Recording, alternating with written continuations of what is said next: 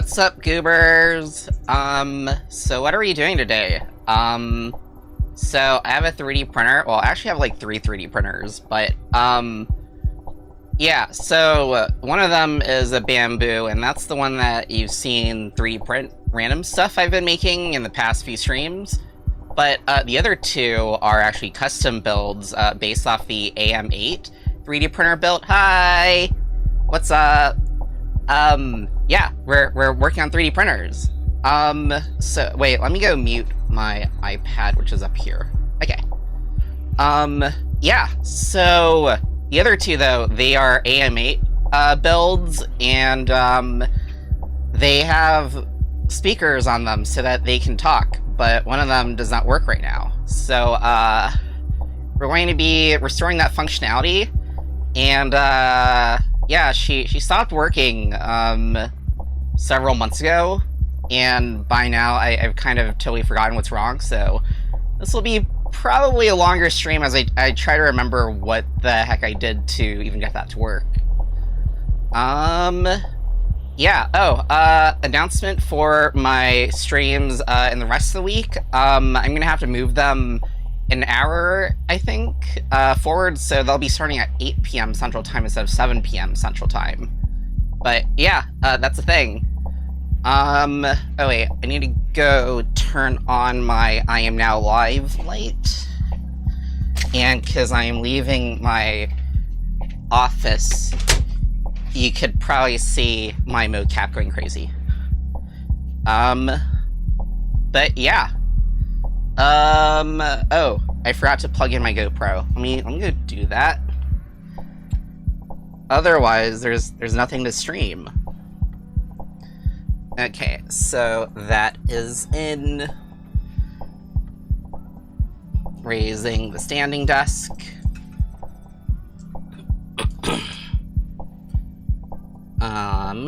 Okay, GoPro, webcam. Oh, it's not on. I forgot that it needs to be, like, turned on. Even if it's, like, plugged in, it doesn't, like, automatically work. Okay, now it's on. Let's see. Preview. Could adjust that camera view a little bit. There we go.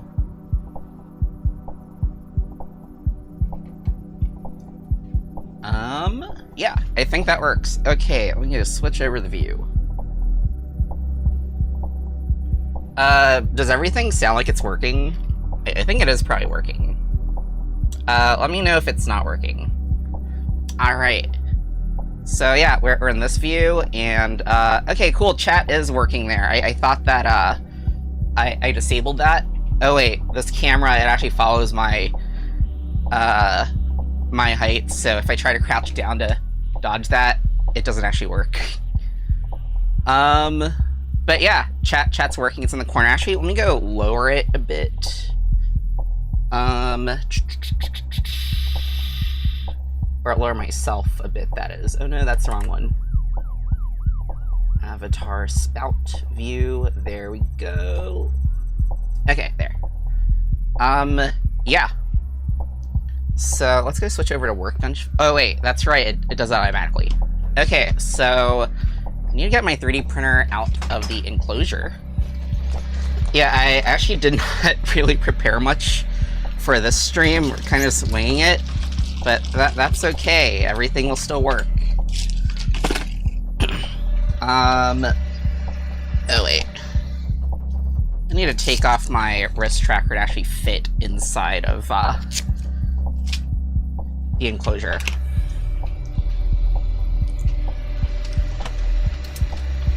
Okay.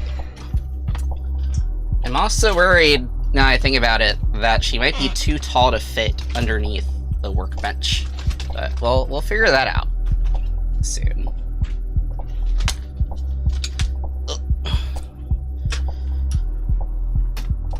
Okay, yeah, so, actually, no, I think this kind of works because, wait, can you see this? Yeah, you can. Yeah, this actually kind of works because, she is, her sound stuff is in the back. So, I'm actually gonna go rotate that 180 so that you can see her face better. And now I can put the trackers back on.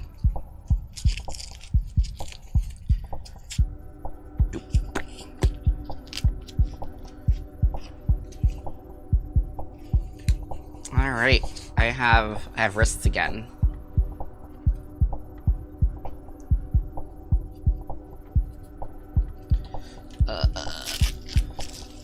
Still working on it.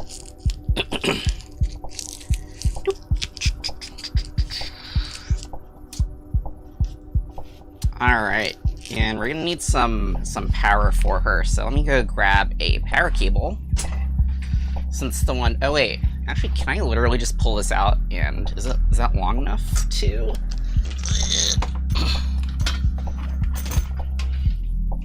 Nope, it's not long enough. Yeah, let me go get another power cable then. I have like a bajillion of them though.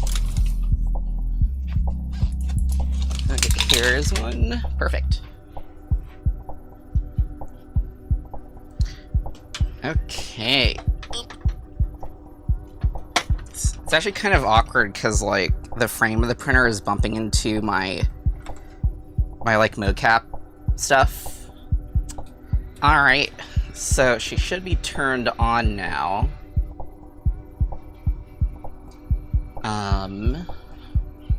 Yeah, you can see her screen and stuff.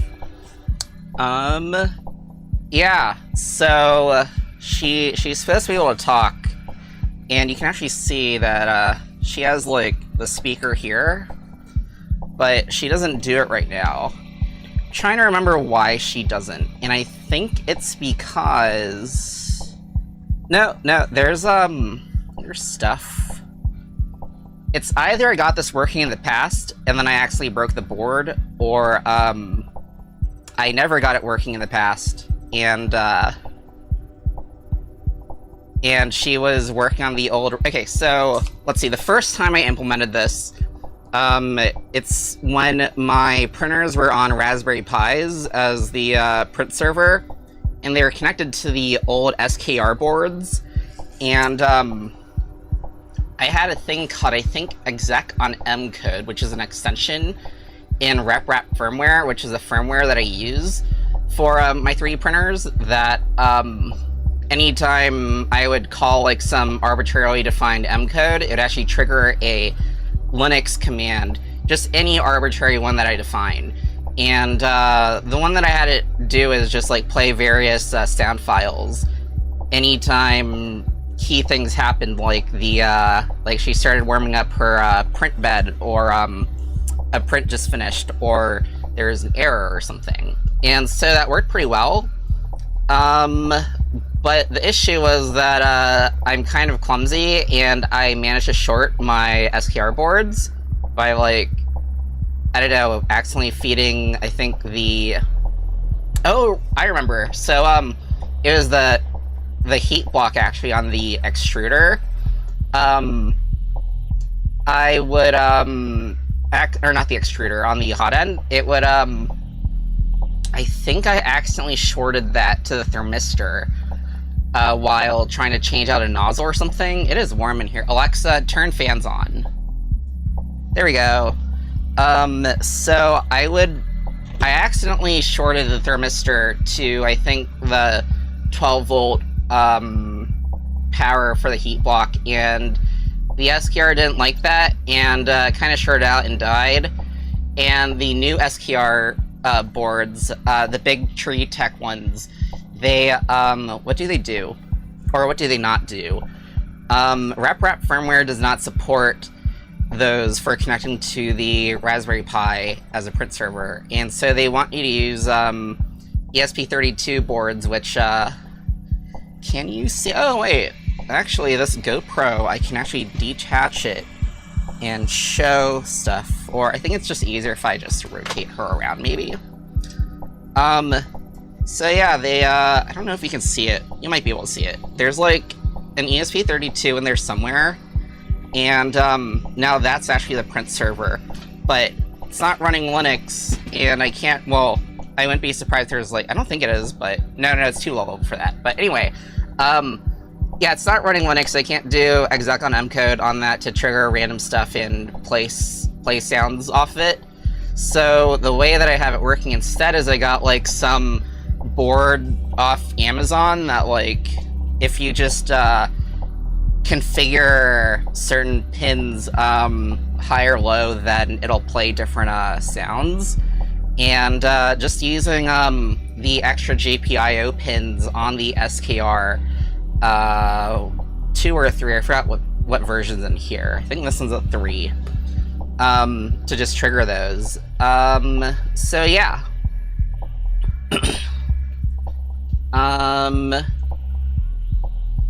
So yeah, I'm gonna be trying to fix that, and I found some of the old electronics just laying around here, which is probably a good sign, because if there is an SD card in here, which there is, then that means I don't have to look for the sound files again. But yeah, I have to remember what the heck I even did here. So, yeah. If we pull back her print bed, then you can see that there's like one speaker mounted here. And this speaker is supposed to go on this side here. And then that gets routed up to here, and then this should plug into... This is actually really awkward with how big the printer is on the workbench. So this is the audio playing board thing, and I think this is... oh my gosh, if this project is literally just as easy as fix this cable, then that'd be both really convenient and really disappointing for the stream. But yeah, so these plug into the SKR, and we have, let's see, where's the pinout?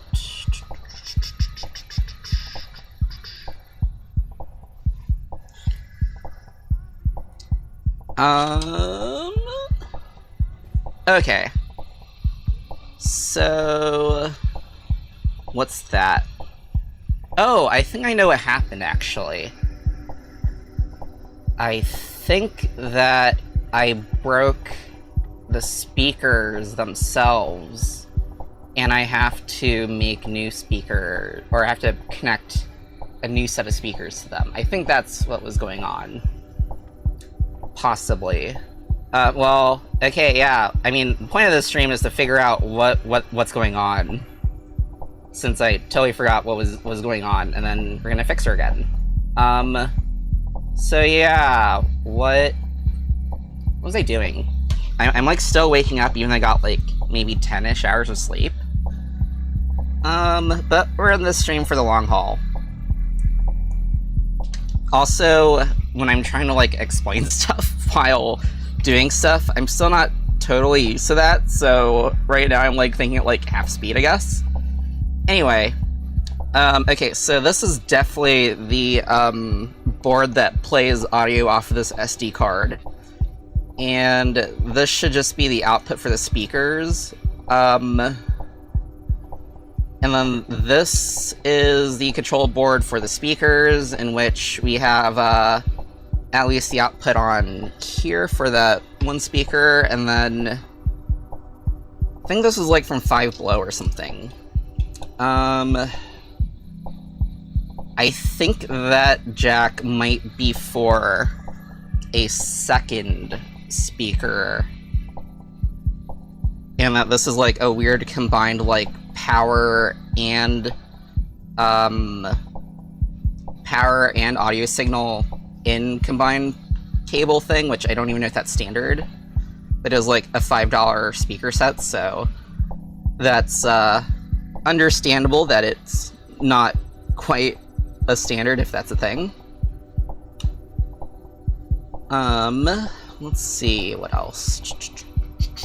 So this should also be power connected to it, which black and white, I would expect that to be the color scheme I use for power, even though, let's see, there is, it looks like that power in for this one is gone, but that's supposed to be 5 volts into that. And then it looks like this is disconnected and probably plugs into either the end of this or into here.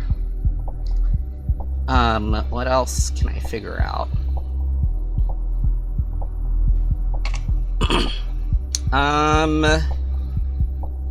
Yeah. Alright, so how am I gonna approach this? Do I have anything in here still that, haven't messed with?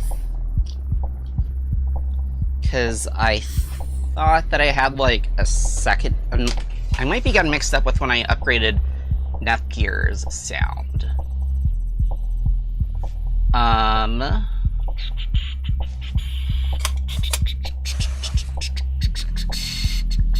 Oh no, that's like an older set of speakers. Yeah. It's been a while since I did this, so, I'm still kind of guessing on what I'm supposed to do.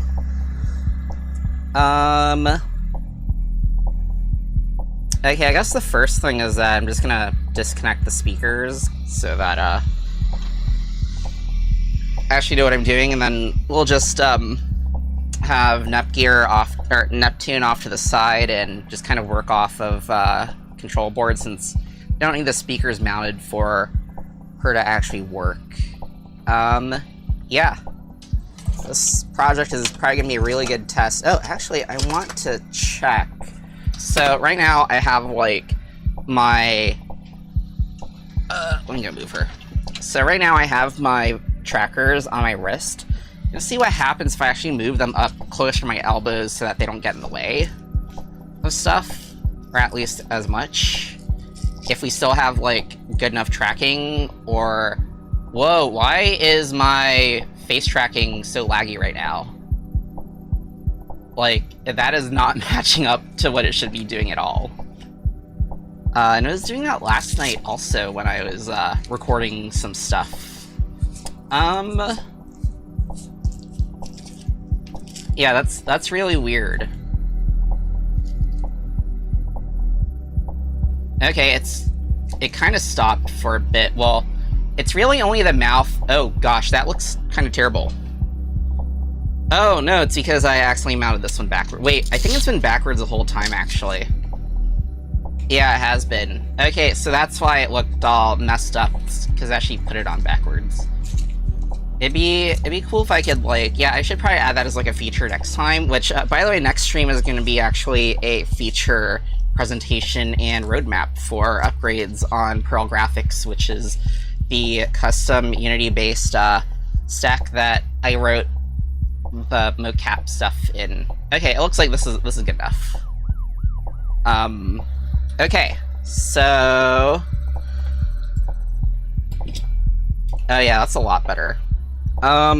Yeah, so this is one speaker, and that is the speaker's audio board, and this is the, audio, outputty board. I should probably figure out what the actual name of that is.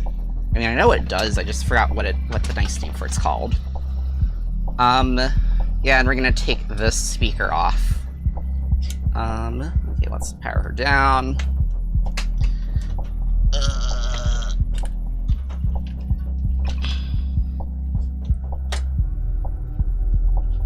Like, even without the mocap stuff, this is still kind of this would still be a pain in the ass to work on. Oop. Okay.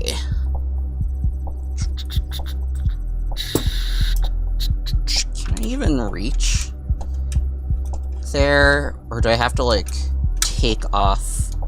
I can't see it very well.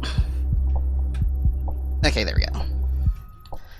I like wrenches that have, like, the ball end. Like, you can see here, I think. Hopefully it's focusing properly. Because it lets you actually, like, turn stuff at kind of like an angle. And that's very convenient.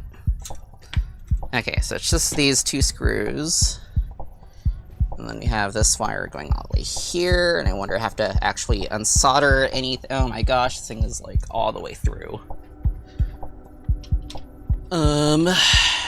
Okay, yeah, it looks like we're gonna have to unsolder that. Okay, let me just go get my fancy Hako desoldering tool here.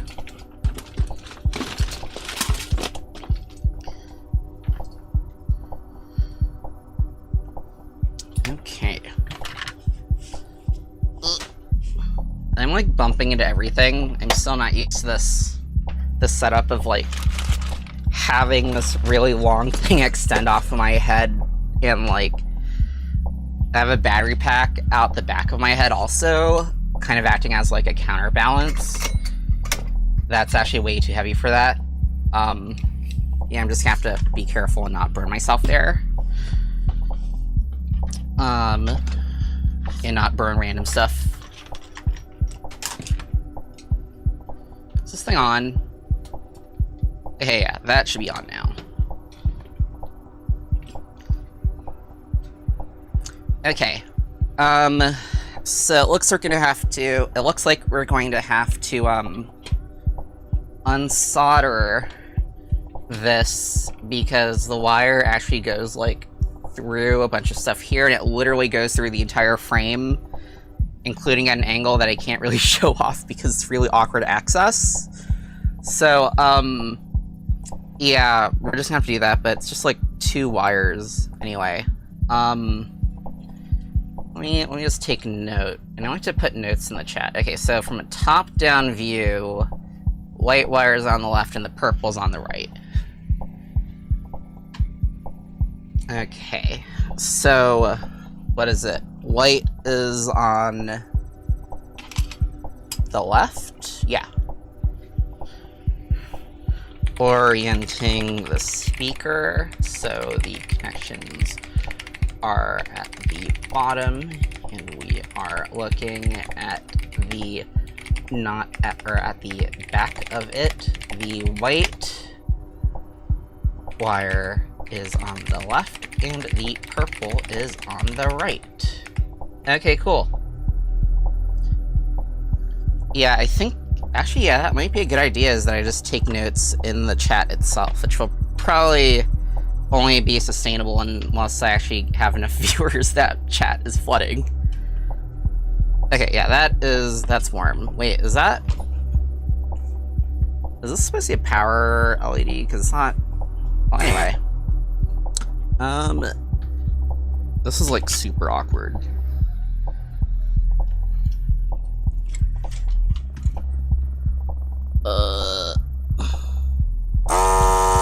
I might also have to just undo those also. So I think that's going to be Torx 9, which is missing here, but I have this one at least. And I think I touched some ABS also, because I can smell some stuff. And I don't trust that I'm not going to lose stuff if it's just floating around there, so I'll get that dish. And my face tracker keeps bumping into the frame of this printer. This is a very awkward project to work on. Like, it was already awkward without the mocap stuff. Okay. Cool. Yeah, that should work. And I'll just put it up here.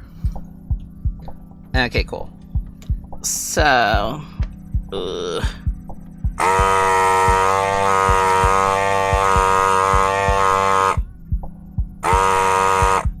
Okay, that is undone.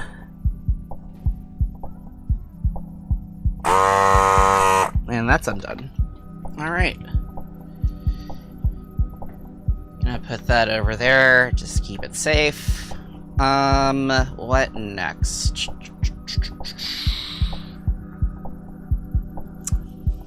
Let me reorganize these tools and parts. probably should have cleared out my parts and tool drawers, because, like, back here, you can't really see them. Oh, wait. Am I, like, so scooted out that... Okay, so it looks like that if I actually scoot back here, then it auto-switches, I guess?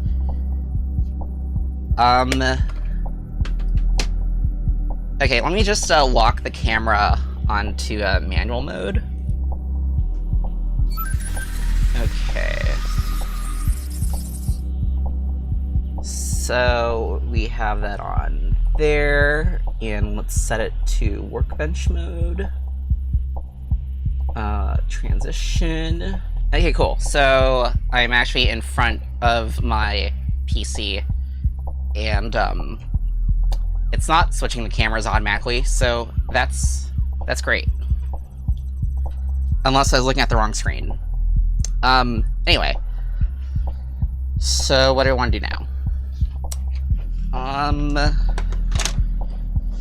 Okay, we don't need you anymore, which is nice because you're really hot and dangerous and will burn me.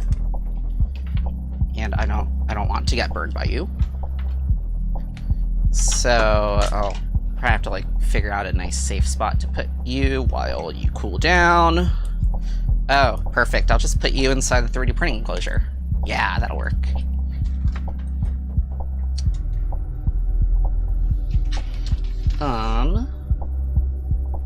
Okay, cool, you're not touching anything there. Perfect. Put that here. Then, let's see. If the control board is on the left side.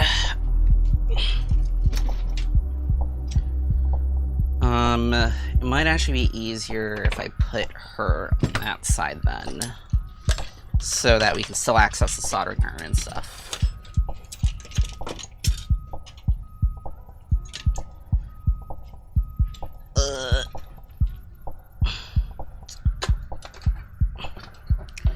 And then the toolbox needs to move too. Oh yeah, I just put some top coat on this workbench, so now it's protected, because before it was only the layer of new paint, which I knew was not going to last forever, or even that long. And then when I went out to Los Angeles last week, or last weekend, I was like, okay, this is a good time to actually put that top coat on. Okay, so what now? I'm gonna get my seat. Okay. I'm gonna take the back off of here so that I can actually access the control board.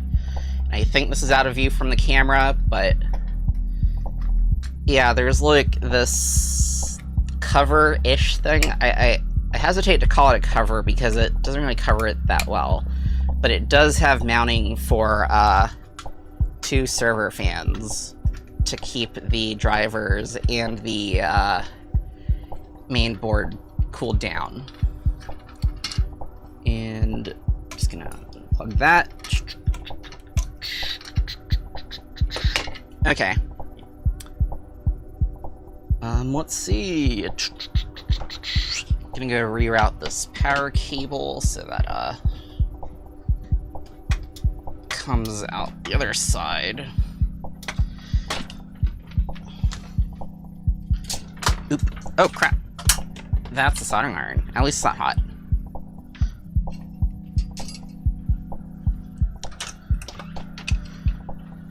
I'm thinking of getting like a leap so that I don't have to deal with this when I'm doing like workbench streams.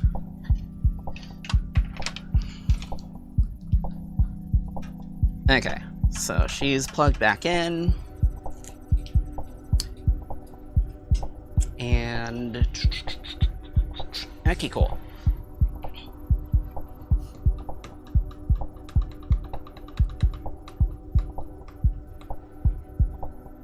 So yeah, when she powers up, she's also supposed to YAP. Alright, and so her sister actually has an identical setup, so I might be checking her config just to match up the wiring. But, oh, okay, so that was super loose, so I guess we need to resolder that.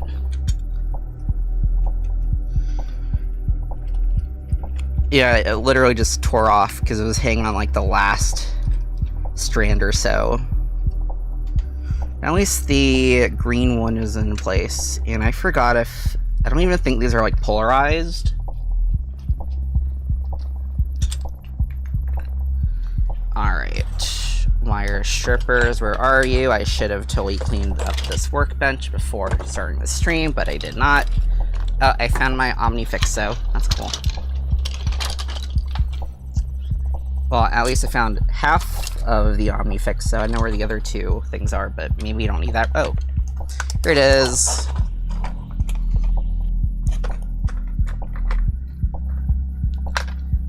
Okay.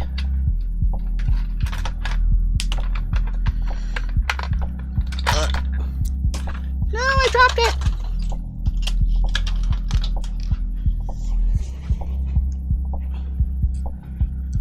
Alright. How do I want to do this? And is this... yeah, that's also way too loose, so... actually, we might need that desoldering gun again. Yeah. I'll just clean it up. And let me also get my hot glue gun. Wait, how do I want to do this? Do I want to use hot glue gun or do I want to use heat shrink?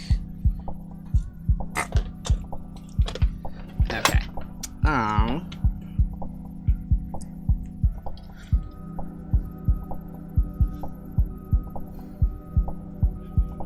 So I'm gonna take the hot glue off here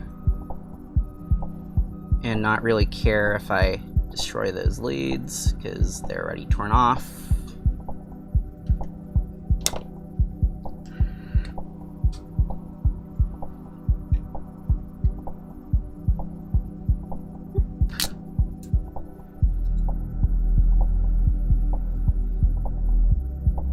Oh, shit. That just complicates things. Turns out that actually kind of pulled off that bit. And now it's literally hanging on one thread also.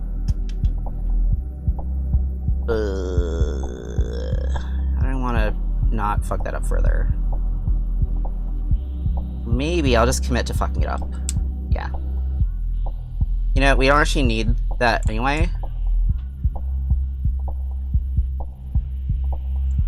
I guess we'll keep it on that side. But yeah, we can pull this out. Just, oh no, I may have fucked myself here.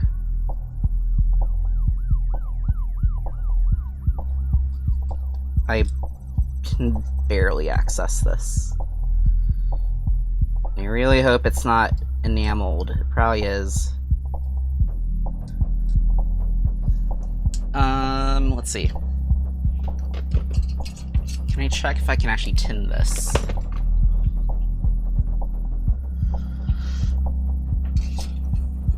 I should have just desoldered it and dealt with the glue smell. Something fell. What just fell? One of the speakers. I have a bunch of, like, little spare speakers, so, like... oh, heck, this is, like, getting really messy.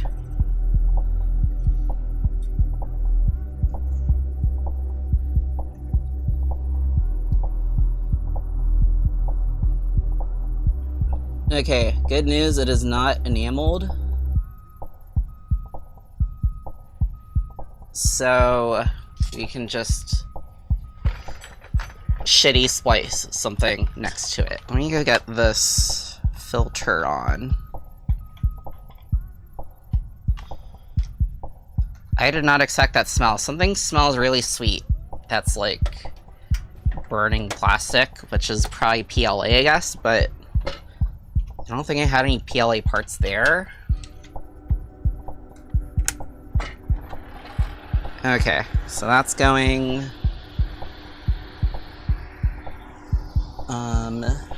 And then let me go get some heat shrink. Heat shrink.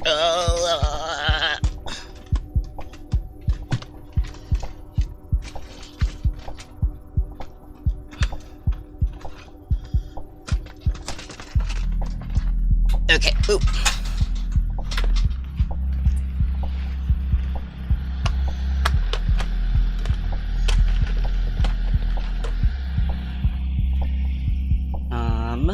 Where is the power for that? Actually, I don't need one that big. Let's go with something a bit smaller. Yeah. Let's go with, like, that. But, okay. And then let's go get more wire. I don't think the color really matters here. And I know that this is going to be like a really, really shitty splice, but I can barely access getting inside that coil, and I don't think I can disassemble it any further, so I'm just going to have to deal with that.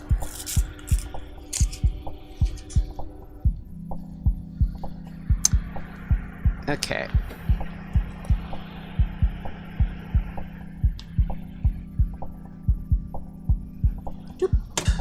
Let's spin that shit. Then tin this.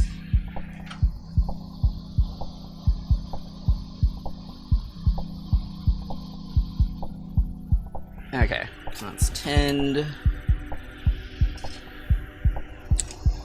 And then let's line this up. Oh wait, I almost forgot the heat shrink.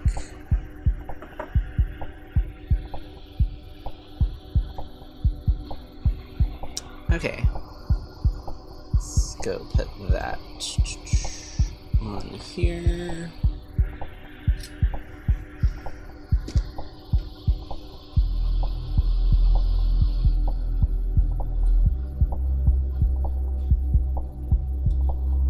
It's actually really annoying to solder because the whole thing's like magnetic, so it kind of wants to pull away the soldering iron. Let's get a bit more on there.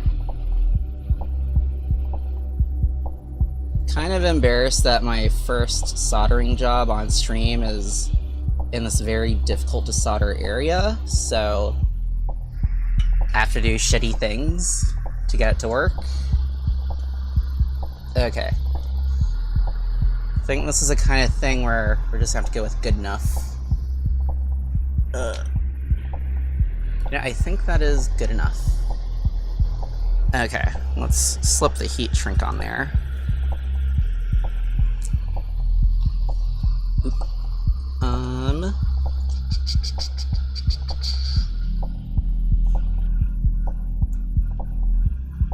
Alright. And then where's the power for my thingy?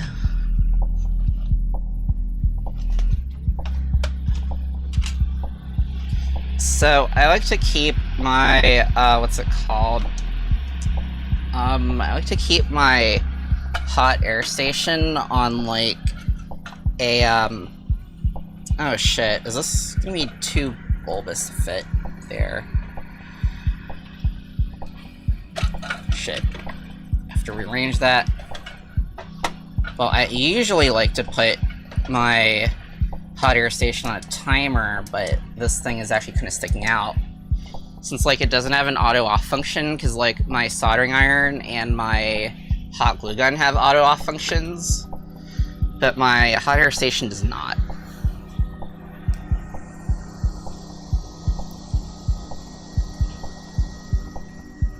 Alright, cool. There we go.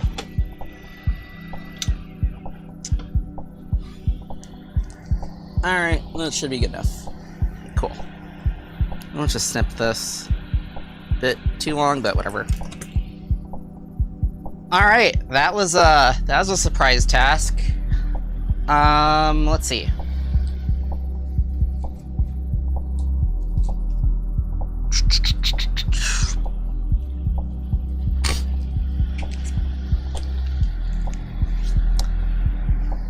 Okay, so what's next?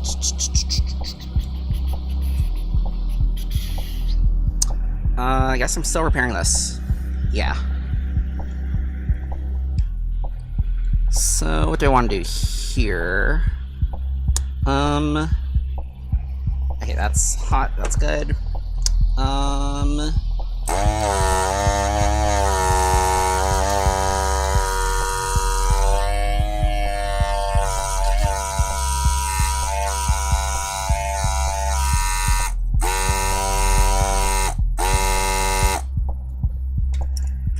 Was that... Okay. Cool. Alright, I think I know what they did here, actually.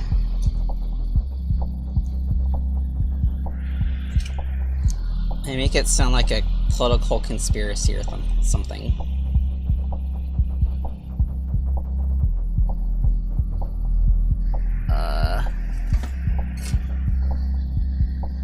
I'm just trying to clean up this part, which I learned not to pull off the force the hard way.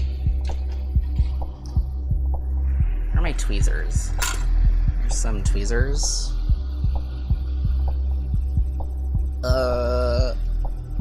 Cool, got it. Okay. So now we can resolder it. Got that one. Got that one. I have to figure out how I want to... I think I might just hot glue it. That's probably just the simplest thing to get working for that. Hot glue gun.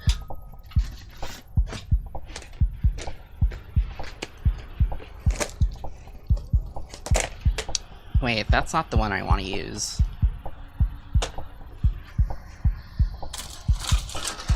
Oh yeah, here's the one with the auto off that I like to use. Ooh, something just fell.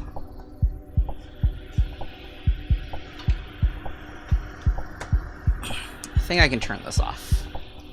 There's a high chance I'm probably gonna burn myself by accident this stream. Because there's like way too much hot shit going on right now.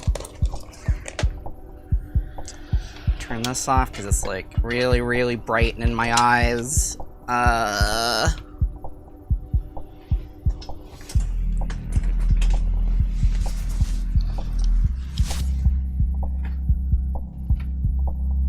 Okay, so right now I'm just trying to glue that on so that I don't pull it out again, because if I pull it out again, chances are it's gonna be so far deep in there that I won't be able to figure out how to undo that unless there's actually a way for me to remove it, which I don't think there is, because it looks like it's all glued together since it's like cheap and disposable and not meant to be serviced. Yeah. So I gotta be careful with it. Prior to that, I'm just gonna like hot glue this to the thing so that there's like at least a bit that it can like pull off of. Kind of like sacrificially, I guess.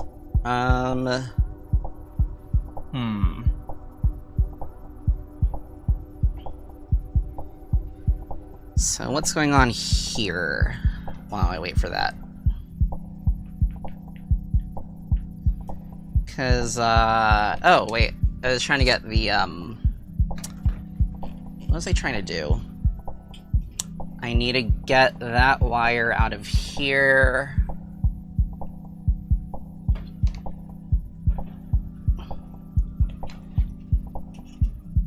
So, yeah, I'm just gonna, like, sneak it, or unsneak it, I guess, through all this stuff.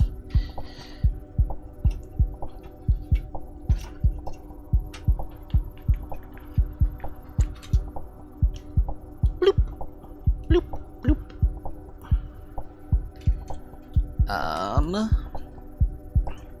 I have to undo the zip tie.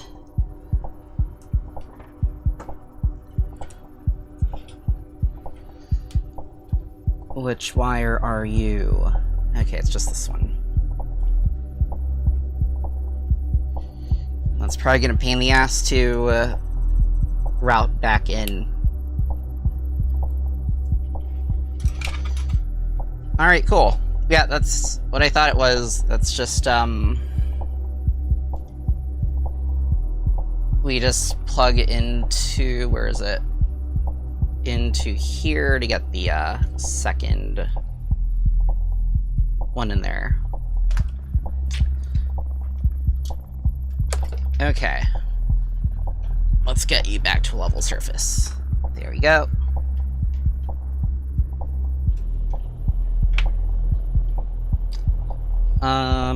So what now? This is probably, yeah, that's hot enough. And I'm just gonna go glue you in. Yeah, maybe just, ooh, that's really close. I forgot if hot glue plays with silicone. If not, we'll just coat it in silicone. Or the other way around. We'll just coat the silicone in hot glue until it can't come out if it doesn't actually want to stick to it.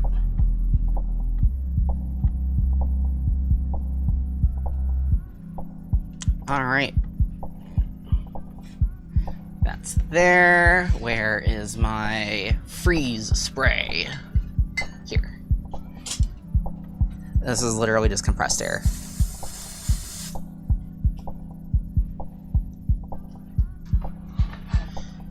And let's get the sponge wet. Just to be using this more. Okay, cool. So yeah, that's glued in. What do I want to do now? Guess I want to figure out where that green cable is supposed to go, or that green wire. I haven't actually figured out when exactly you're supposed to say cable versus like cord. Wire is pretty obvious because I always consider it to be like just a single thing instead of like if it has multiple wires going through it, then it's like at least a cable or a cord. But I'm not actually sure what the semantic difference is between a between a cable or a cord. Did I mean to say like wire and a cord? I think I did. Okay, so I am off screen because I am examining Neptune's sister Nepgear to figure out what her wiring situation is, since she still works and she has an identical system going on. And I think she even has an identical color scheme going on for the wiring too. So yeah, it looks like, oh gosh, that might just be a completely other connection. Yeah, that's just a completely different connection, actually.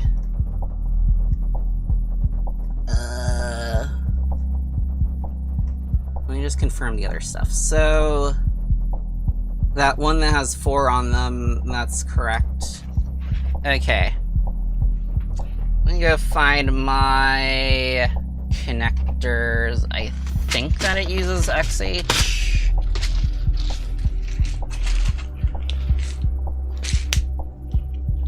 Cool.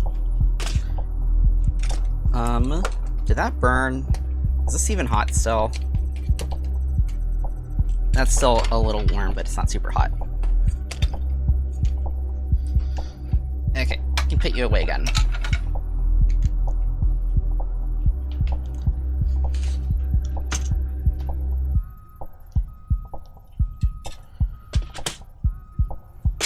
So this is a triple. And let's see. I think this is for XH. Yeah.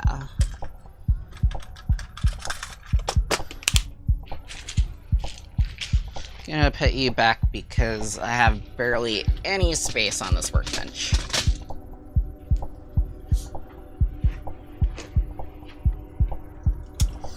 If this stream is literally just me fixing some like broken wires and that's it, I don't have to actually figure anything else, that's both convenient and a little disappointing.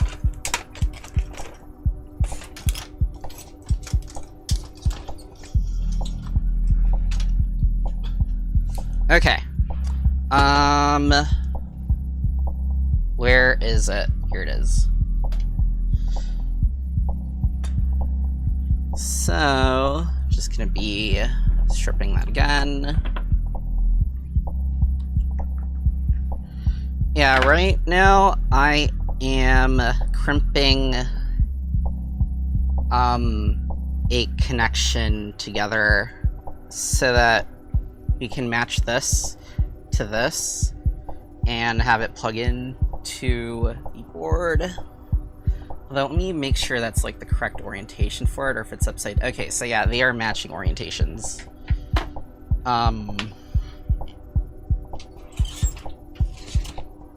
Where are some pliers I can use to pull out that thing though? Here. Needle nose. I'm gonna go turn this off so I don't like short something and kill yet another board. Alright. Cool, that's pulled out. That'll probably just go in the junk drawer forever and never be seen again. Okay. Let's crimp. Doop, doop, doop, doop, doop.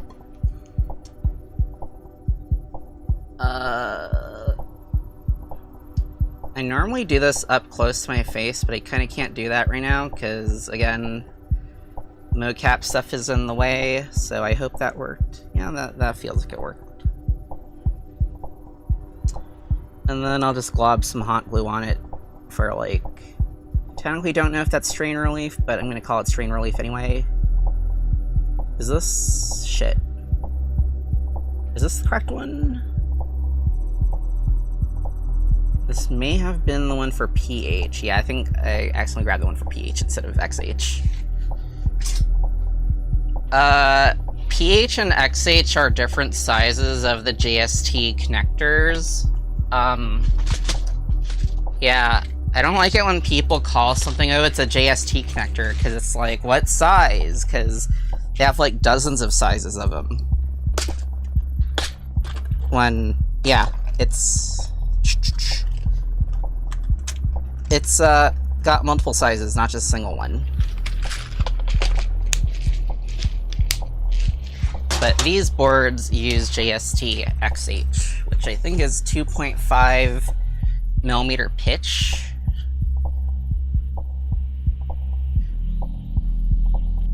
Okay, yeah, that's more like the correct size. Cool.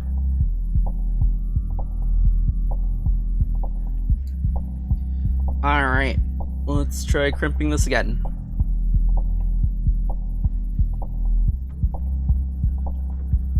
Crimp.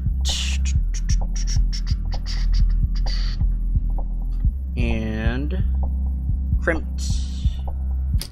Okay, cool. Yeah, that looks like it's the correct size. And it is. Snaps in. Cool.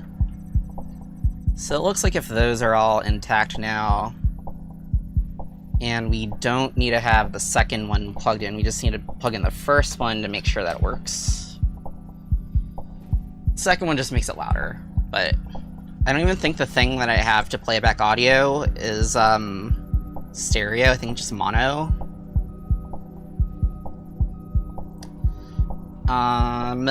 So yeah, let's just solder this one back on.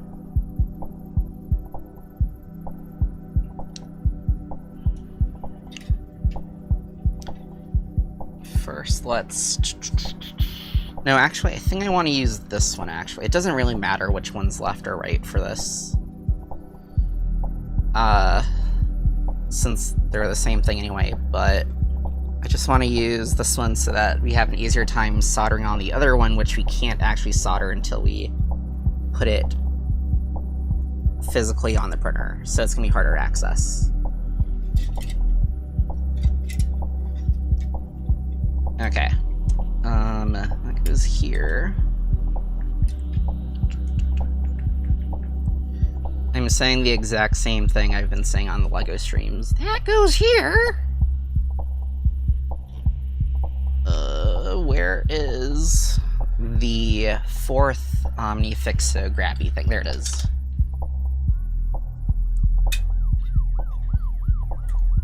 Now you will stay in place.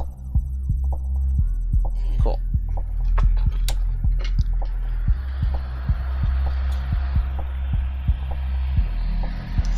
Alright. Can't be back up. Swirly swirl.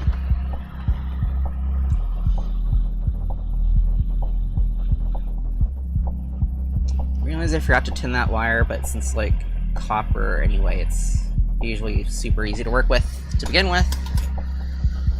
So, I think that... Nope. I fucked that up. Actually, yeah, I'm pretty sure speakers are reversible, so let's just take the one that is tinned, then. It's a good thing I checked that, because it did not actually solder. Now that should work. Cool.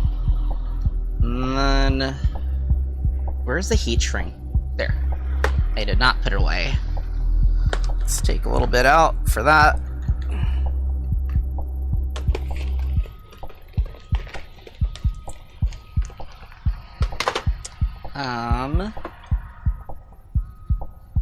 Okay, cool. So let me go tin this and tin the other one.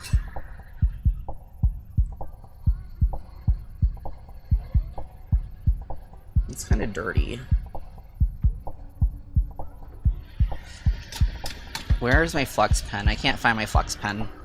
We're gonna go without flux. And yeah, just clean off the solder more frequently, I guess.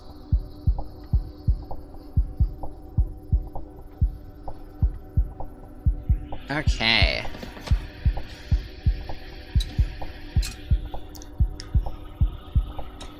Let's actually strip this a bit more, so we can actually, like, twist it around.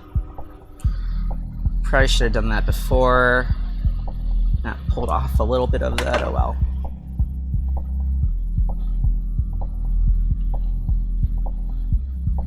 Oh, shit. I just pulled that out. Okay. Plus, I guess I'm glad I figured that out. Yeah, so we have to do more splicing.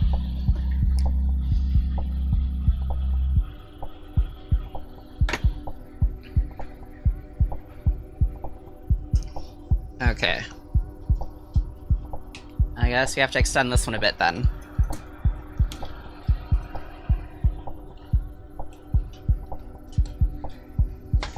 I think I'm using wires that are a little thicker than I normally use.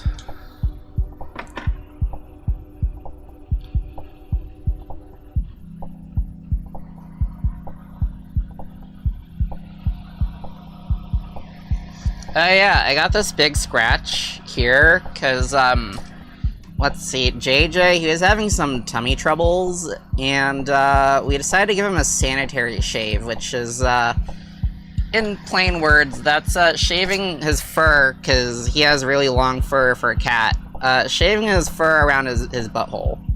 And he didn't like it when we put him in a burrito. And so he protested really hard with his sharp hind leg claws. Oop. And he got me on the arm quite badly. And then we figured out that rather than restraining him, it's just easier to feed him a treat while he's distracted to shave his fur around there. So now he doesn't have dirty fur around his butt when he has tummy troubles. Because normally, it's alright when he's feeling okay. Yeah, I think I talked about that actually during the Lego bonsai stream. But yeah, he's had solid ones since then, so I think he's probably good now. But of course, we've been watching it just in case we have to take him to the vet. But so far, looks like he's good. So that's good. Alright, let's turn this back on. Doop.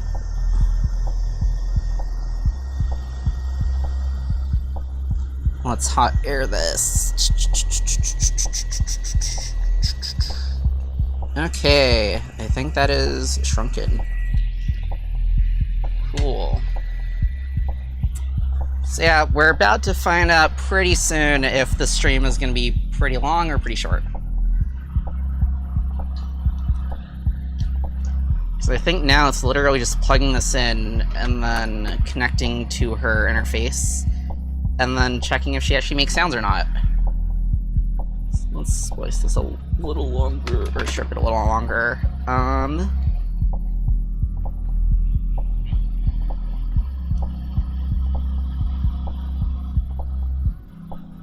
I almost forgot the heat shrink.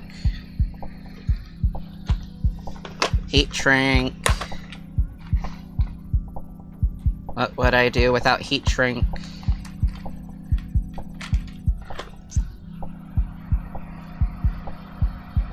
Yeah, I like how that just kind of popped out surprisingly. So now I have like just kind of 3 or 2 connections going on. Instead of just like, I don't know, if I want to do this like super properly, maybe I would have just undid everything, but that's a lot of work. Okay, that should be good enough. It's not the most hardcore demanding connection.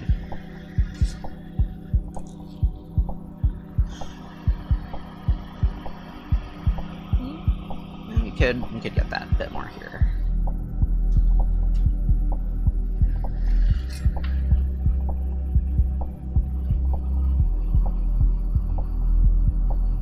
Alright, that's good enough.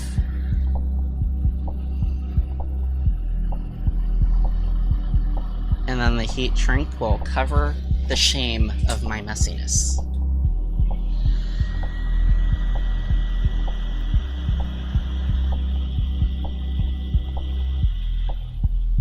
Fun fact, the light flickers whenever I use this thing. Not all of my lights, just the workbench one.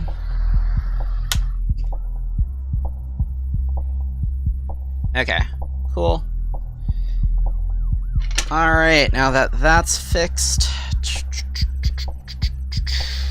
should be able to, I think, just straight up plug this in and see how that works, if it works. Yeah, let me go check where it's plugged in into Nepgear.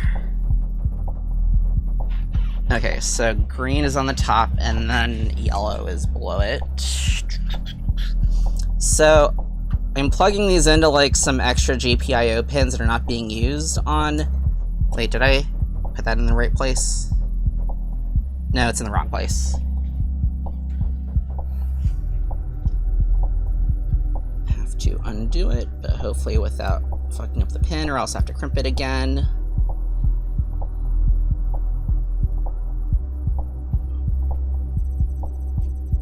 This is actually really annoying to do without looking up close.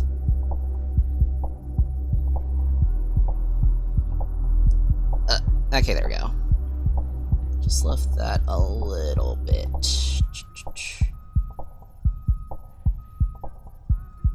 Cool. Okay. There we go. So that should go into here. Yeah. And then let's plug that into there. Plug this one into there. And where's that last one go in? Last one goes below what I think is the hot end heater with white on the outside. White is on the outside, there's the hot end heater, and, okay, so that's everything there. Yeah, that includes power. Is there anything missing here? Like, I forgot if there's, like, volume control or something weird here.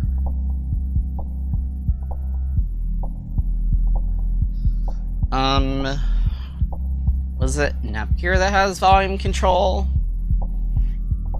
Let's see. I don't see anything on there. Oh, yeah, she does. Okay. Well, I guess this is kind of the moment of truth. If we power her on and she starts yapping, then it works. So let's do that. Power it on. I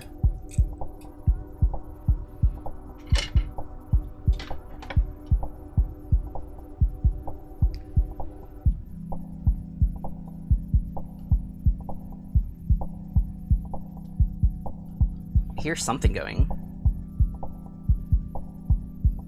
I heard like a tiny pop, but I'm not hearing anything.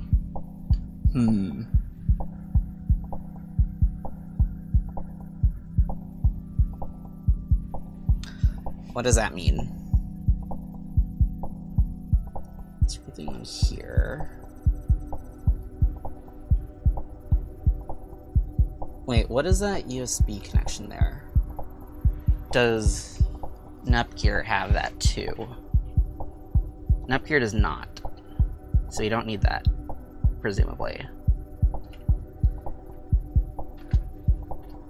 Let's see.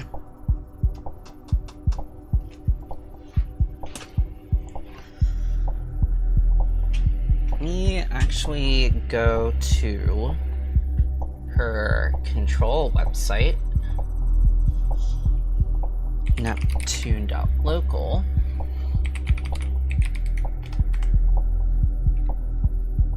Will that connect? It does.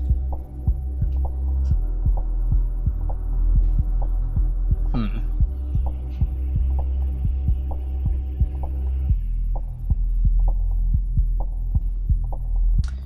just not sure if she has the same pinout as Nepgear. She should, but we may have to compare config files there. Let me go turn back on Nepgear. But first, I think, let me actually just, she needs to be plugged in first.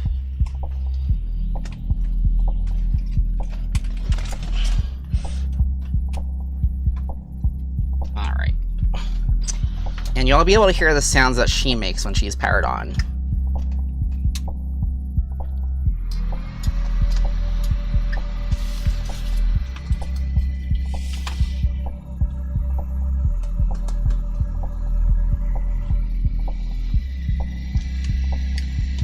Takes like about 30.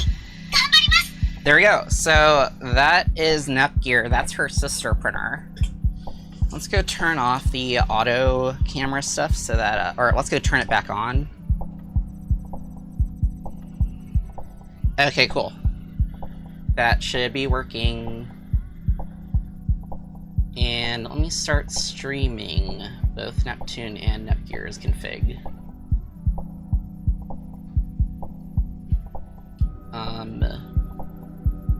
If the side-by-side thing wants to work, that is.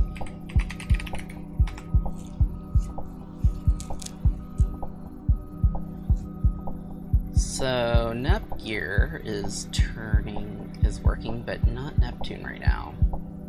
I mean 2.168.0.200. Is that the correct one for her?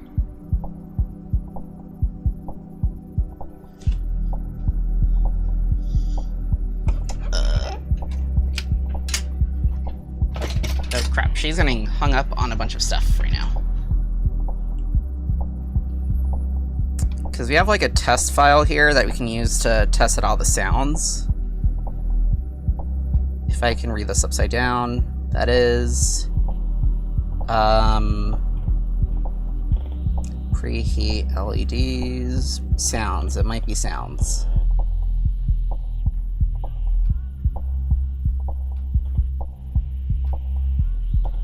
And if she was working, we'd be hearing those sounds, but she's not, so. Are there supposed to be like any lights turned on right now?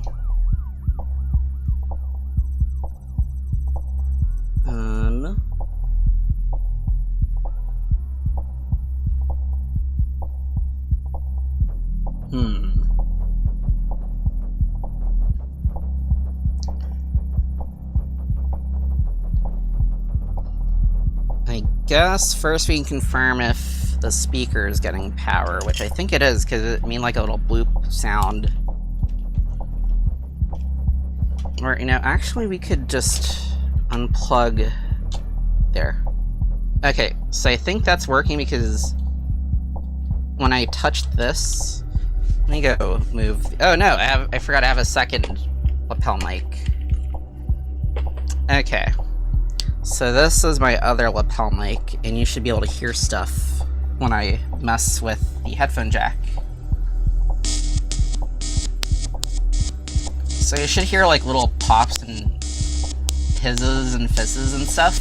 If you don't, then that's probably the noise cancellation doing its job. But speaker's working, and actually I want to go find a device with actual audio out. Steam Deck.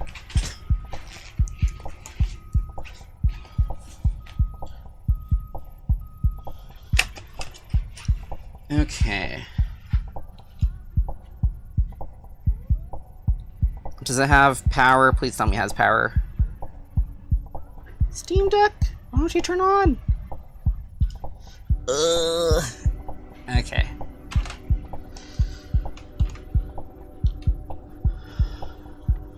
Maybe that'll work? You know, you want to turn on. Is it? I can't tell if the screen's on or not.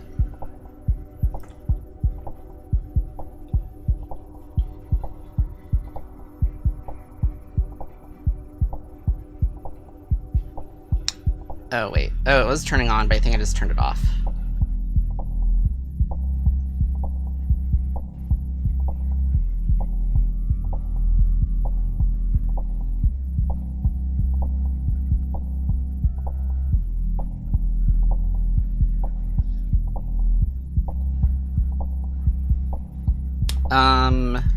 Yeah, I'm just gonna let it chill. It's probably trying to turn on itself, and then I keep messing with it, and then it's like, nope, I'm going back to sleep.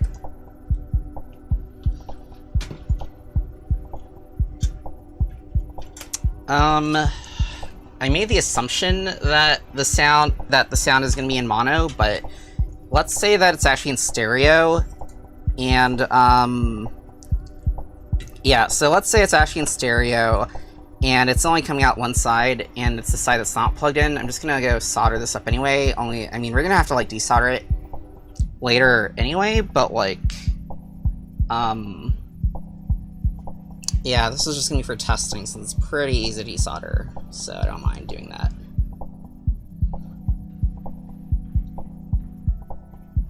Okay. Let's try to turn you on. And where's the solder? There's the solder.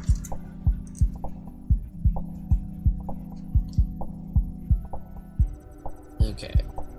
Soldering that. And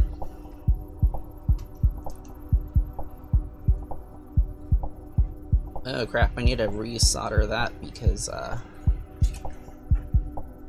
that's supposed to stay soldered, and I think I sucked it out with the solder sucker.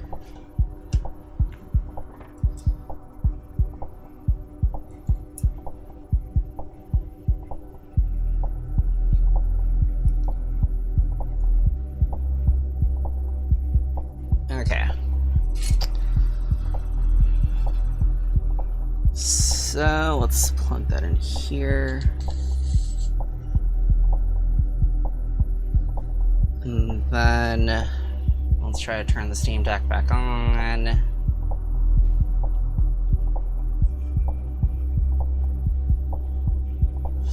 Yeah, I love my Steam Deck in general, but sometimes it doesn't really want to turn itself on when you want it to.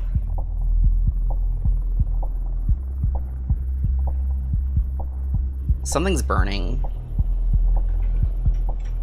Okay. It was just the hot glue on one of those things. Oh shit.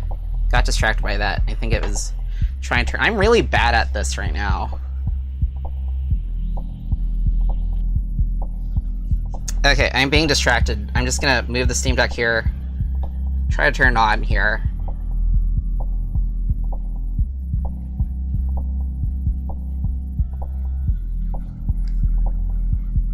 Still trying to turn it on.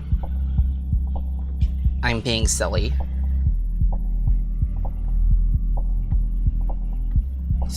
There we go, it made a sound. I should probably stop touching it.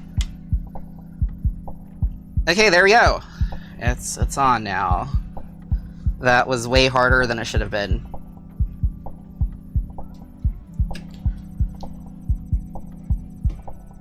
Yeah, we're just gonna let it boot up. And then we're gonna go plug in something and start some game that makes sounds, which should be almost all of them. Oh shit! Oh shit! That's burning. That's what was burning. Okay, why is that burning?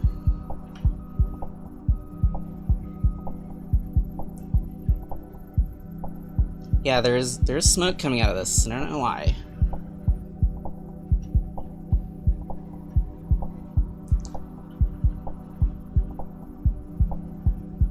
So I want to see what happens if I plug it in. No, that's probably a bad idea. I don't want to kill my Steam Deck. That would be bad. Oh, wait.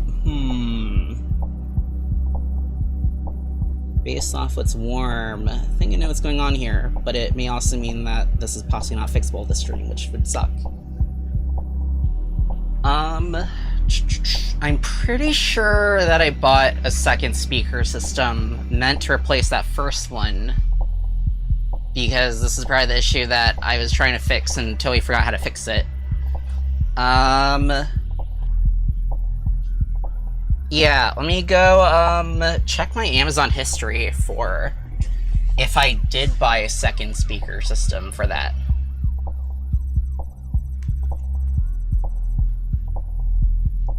I am on Amazon, but I'm not showing it on purpose, because I don't want you to see my purchases, because that's weird. Let's see. Speaker.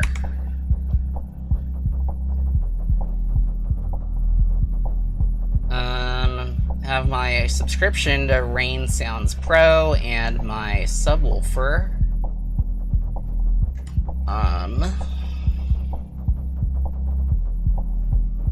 Okay, November 25th, 2024. That sounds about right.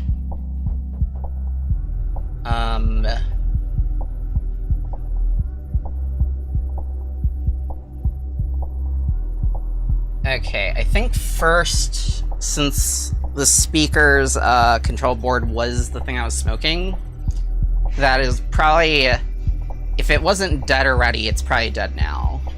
But I do have some random ass speakers that I found. Oh, and that's right, I also have like some earbuds. So actually I'm gonna go snip the earbuds off of here, and then I'm going to just listen straight in and hopefully not break my eardrums. And yeah, so I like zip-tied some earbuds to my Quest 3 because I was trying to use like my wireless, what's it called? I was trying to use like some wireless earbuds, which normally work, but I realized I need to be USB tethered in to stream at the same time, and it does not have pass-through data. It only has like pass-through power, so I wasn't able to do that.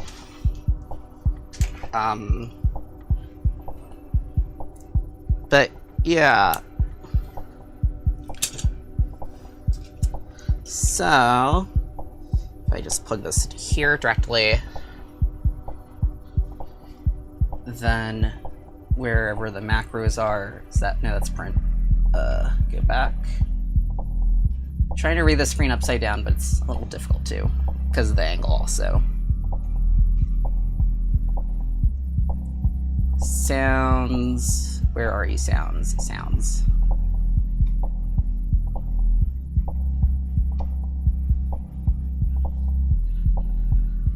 So I'm both not getting sounds out of there, and I think the speakers are dead also at the same time.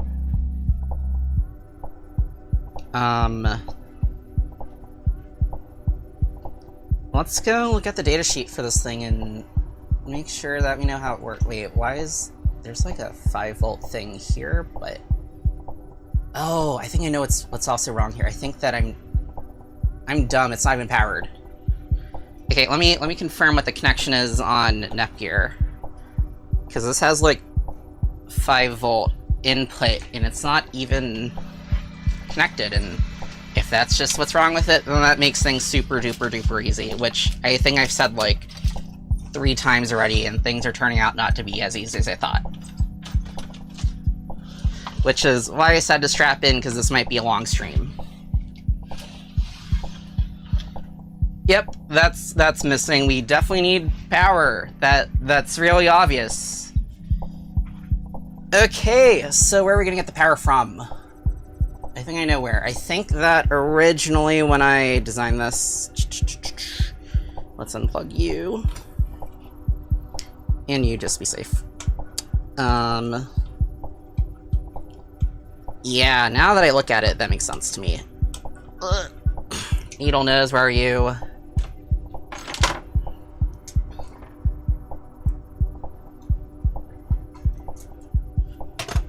Okay, so yeah. Should have been really obvious. There's 5-volt input here. And this is also 5 volts, I think, because it plugs into the USB here, which I know this is for audio and this is for power, because it's one of those weird combined things, which I don't even think is standard. It might be, I don't know. But it looks like that this was also supposed to connect into here, and at some point it probably just damaged the cable by... Oh, no, I see what happened here. So there wasn't even a cable. This actually was directly connected here, and I think he pulled it by accident. So we're going to restore that connection, but first I am going to go to the bathroom. So, yeah, I'll see you in a few minutes. Pause button.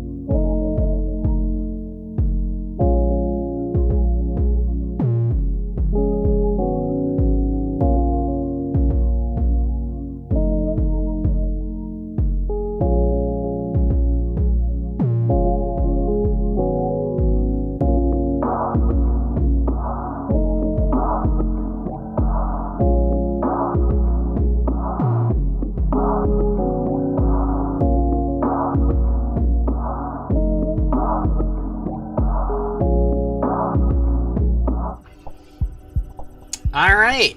I think we're back. This is working, right? Okay, cool. Yeah. So, I was trying to restore power to that one board, and then we'll plug in the headphones again and see if that fixes things, which I hope it does. If so, that makes things a lot easier, I think. And then I might have to dig through my closet at some point to figure out where the heck the, other speakers were. Because, I mean, this also has, like, speaker output, so, like, I might be able to just hook it up directly. I don't know if it's gonna be loud enough, though. But we can try that out.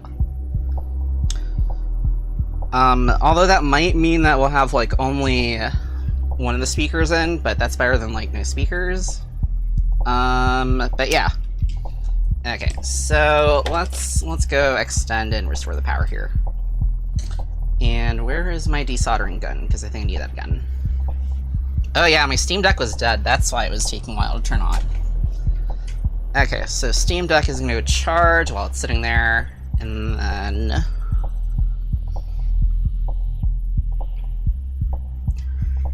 going to solder this onto that one connection, which used to exist, but no longer does. I wonder if I can get away with just peeling off some of the heat shrink wrap. Yeah, I can. It looks like I can do that. Cool. So yeah, I'll just do that and kind of shitty coil it around and then just put more heat shrink cope all over it.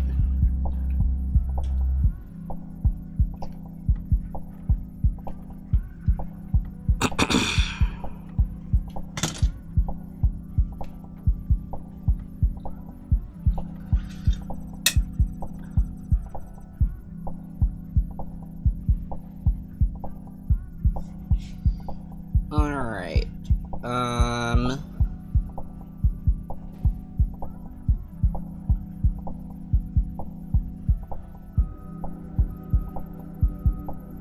let's solder this.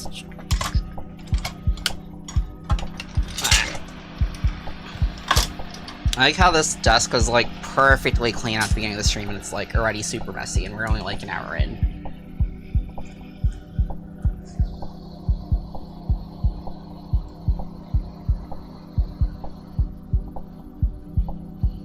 Okay, that's there. And then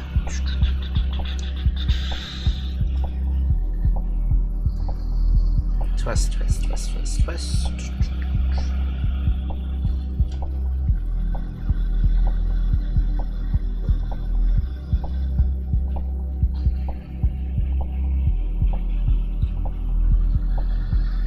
Soldering this together. Okay. Doop.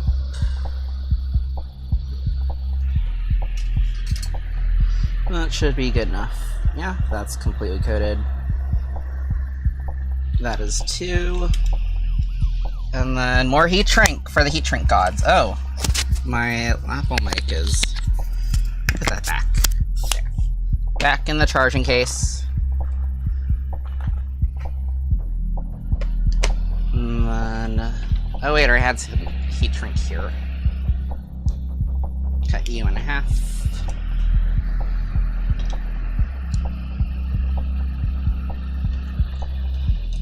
Not even bothering to match colors on the heat shrink right now. And then hot air station. Gonna shrink you.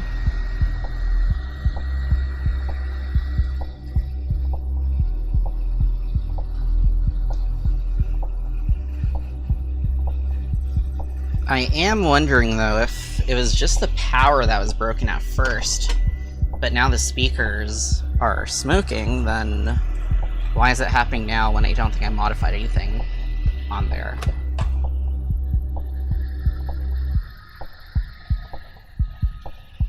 That is currently a mystery.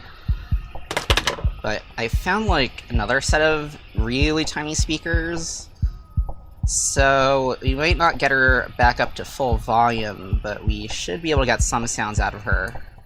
Hopefully at the end of the stream. Yeah.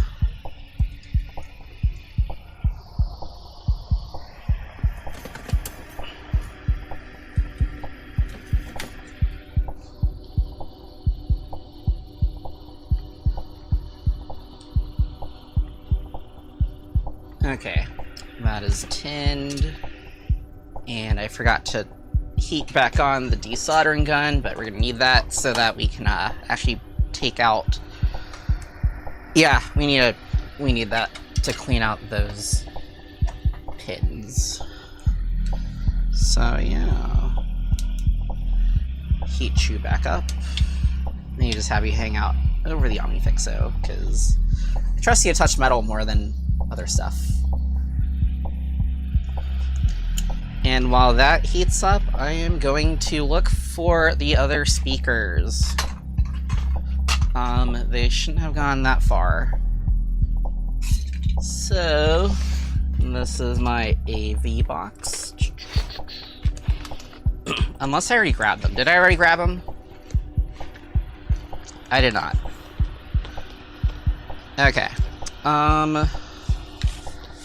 It was actually really awkward to try to look for stuff while I have, like, this thingy in the way. Oh, are those, oh, I forgot I had those.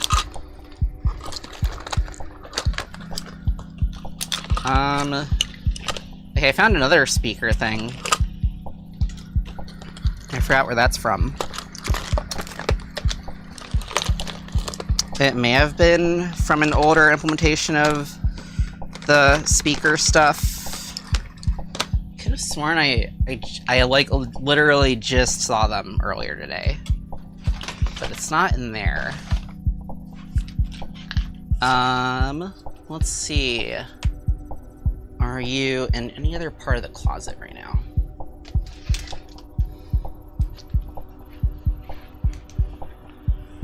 I have a feeling I did take it out already. Let me just scan the workbench again. Because there should be like two, like, laptop-ish speaker things.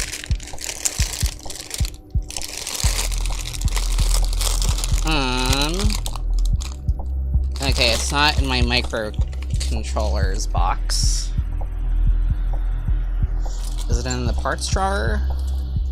It is not. Where did it go?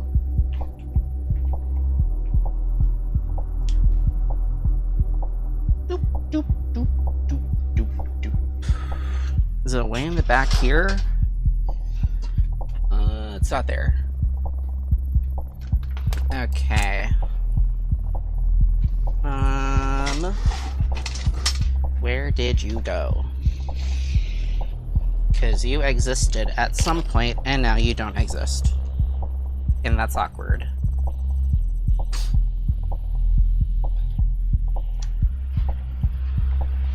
Okay, I'm gonna go look through that box again. Oh, there's like a really tiny shitty speaker also.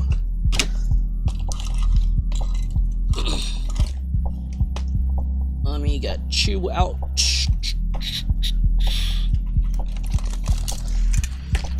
Untangle all this bullshit.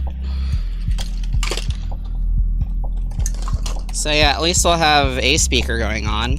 This isn't the one I wanted to get, but it'll probably be about the same performance, so whatever. It'll work probably when I finish untangling it. I've actually considered doing a stream where I just yap while untangling a bunch of cables and sorting like a bunch of nuts and screws and bolts and stuff. I don't know if anyone would actually watch that.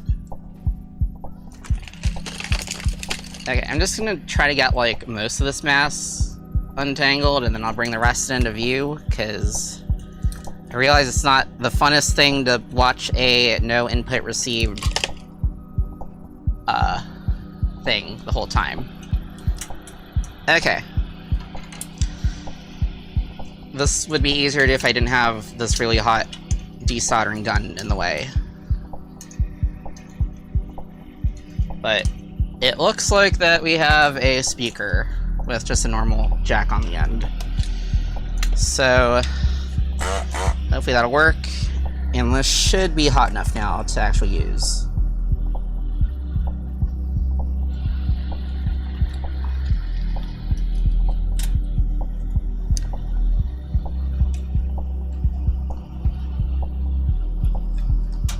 So let's just desolder that.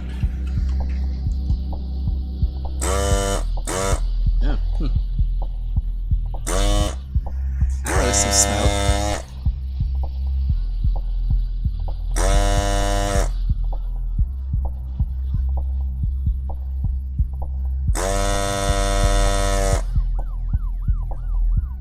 Okay, it looks like that's just a bunch of strands that are just hanging out, but I guess that's most of the solder sucked up. Can I just like push it out with like a thumbtack or something? Where are those tweezers I had earlier? Tweezers, where'd you go? There you are. Okay, can I just push that through? I can. Okay, that looks pretty clear. I'm not sure about this other one though.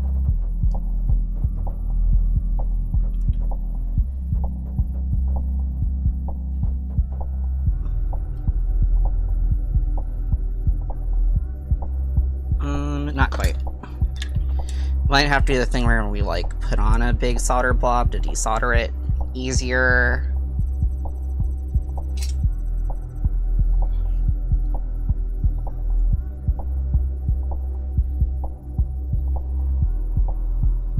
Alright.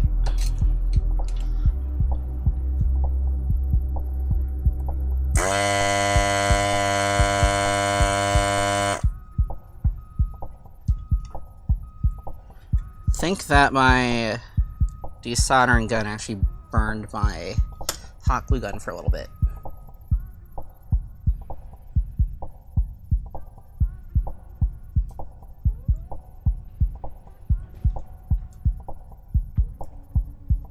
You're like so close to removing this. Okay, this is kind of risky because instead of grabbing I might cut it off, but... Oh, okay, that seemed to have worked. Can I see light through the hole?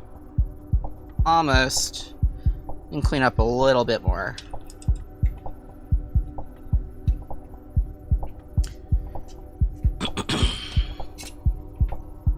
Okay.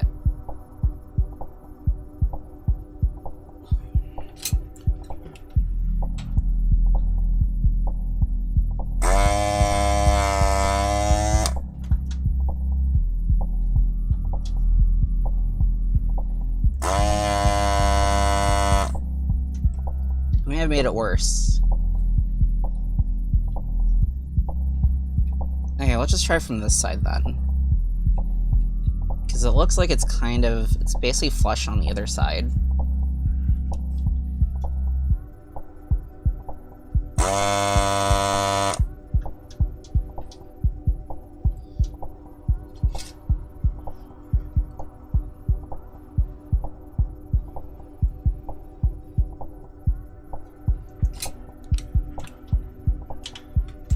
I wonder if this is like full.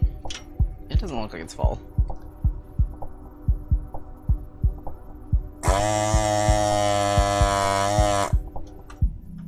Come on.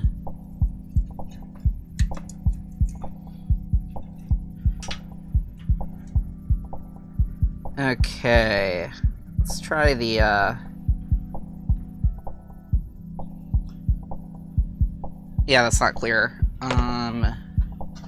Do you have anything fine to poke it with? Oh, I have like this little hook thingy. Let's try that. Oh, wait. I guess the blob fell onto the other side?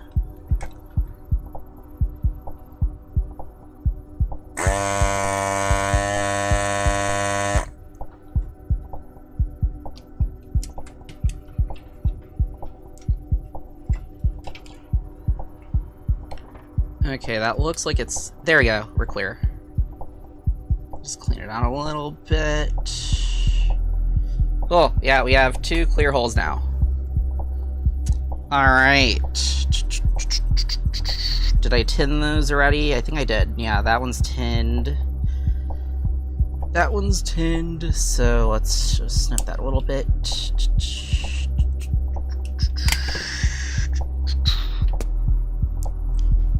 And where did that board go? Oh, I was holding it already. Okay, so might have to re-tin that and get some of the excess solder off. Oh, wait, actually, would this work? If I just did this?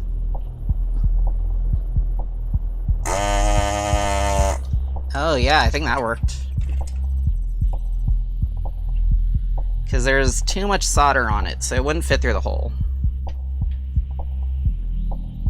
And now it does. So let's get that in before it pops out.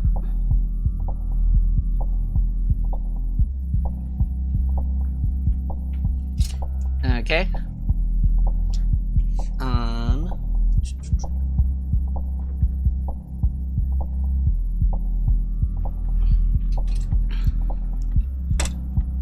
Alright, that should be good. And then second one.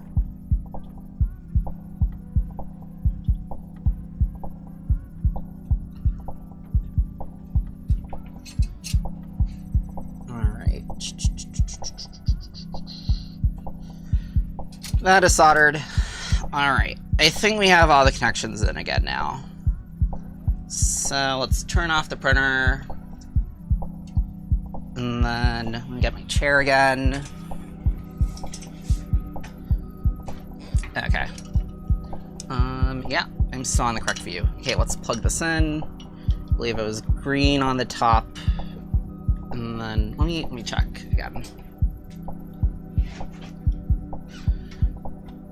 Green on top, yellow on bottom, and then the 4-pin connector goes underneath the hot end heater. Okay, so yellow on top, and then green down here, and then this goes below the hot end, white on the outside. Yeah, it's a big mess already, even though it started off basically completely clean at the beginning of the stream. Okay, cool. So that works. We don't need to connect this to here to anything. Where's, okay. I don't want to use the earbuds, because I'm worried that it'll be, like, super loud at the start and just blow my ear out. Plug this into here. And then let me go get the lapel mic so that you can hear her if she says anything. Whoa. That's magnetic. Of course it's magnetic. Okay, so here's the speaker. Here's the lapel mic. I'm gonna put it over it with the OmniFix so because I can be fancy like that. And then let's turn her on. She's powered on. In about 20 seconds or so, if she's working, she should yap.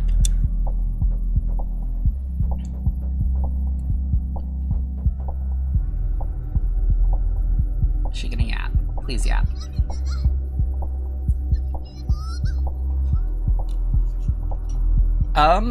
Hold on. I think she actually said something, but it is way too quiet to hear. Let me trigger that command again. Because I heard something. Okay, the web page is still not connecting, so we're just gonna go here. Run macro. Sounds.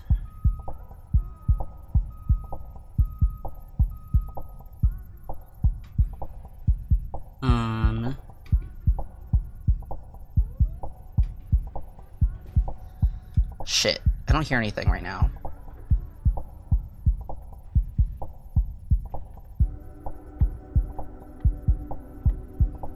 Hmm.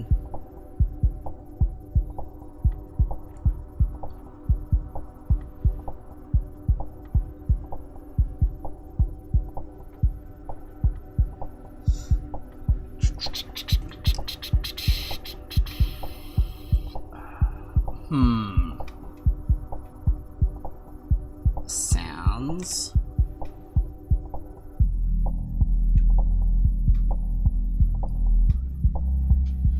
Yeah, I'm not hearing anything actually. Actually, let me test if this works on the Steam Deck. Because I don't think I've ever used this speaker before.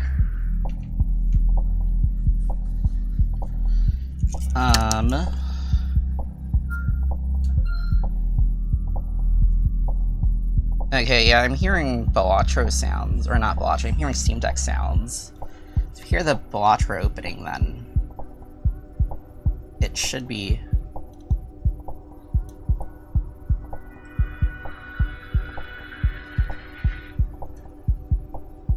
That is quiet as hell. Okay. We're not gonna use that. Let me just try the,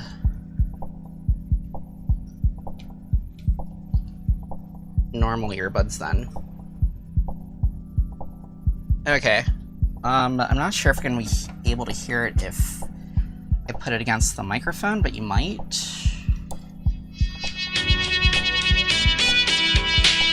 But this is from the Steam Deck. And then let me have it plugged into that board and if I hear anything. I'm not actually hearing like any crackle sounds, so that's already not a good sign. Because normally when I plug and unplug stuff in, I should be able to hear like crackly sounds if there's like any power going to it. Run macro. Sounds.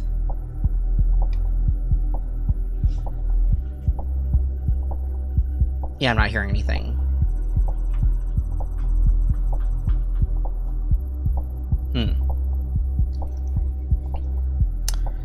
Okay, let's make sure it's getting power in the first place, and at the same time, I'm gonna check there's like a power LED on Netgear that is going, or that goes when it's supposed to be going.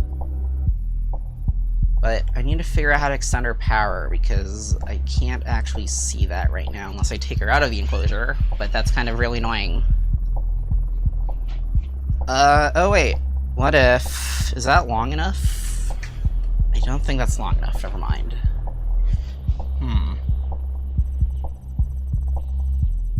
How do I want to do this?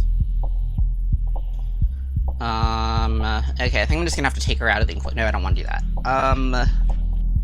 Do I want to get like a extension cable to do that?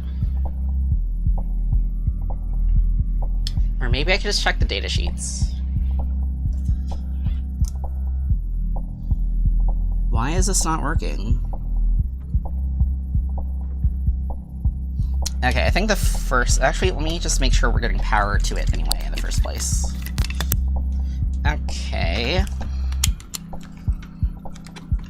So we should be getting like 5 volts.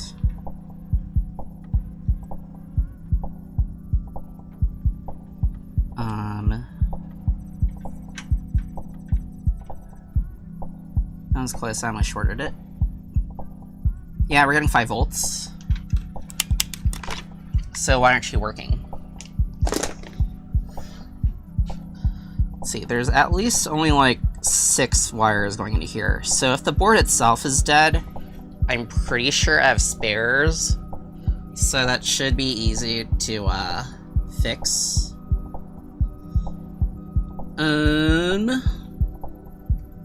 What else?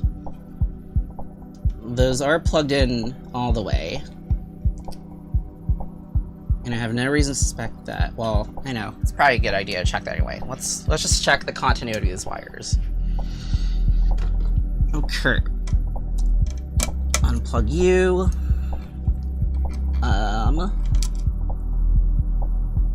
plug you and unplug you. Okay.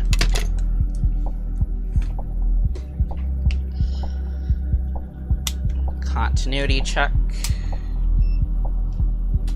So the way that this works is if these two are shorted, then you should hear like a beep. And I'm gonna go take that. Oh, it's already there. Okay, so if you hear that, then that's good.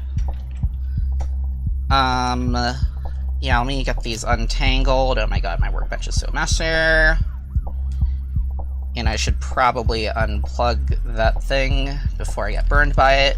And it's also taking up a ton of space anyway. Yeah, let me go and unplug that.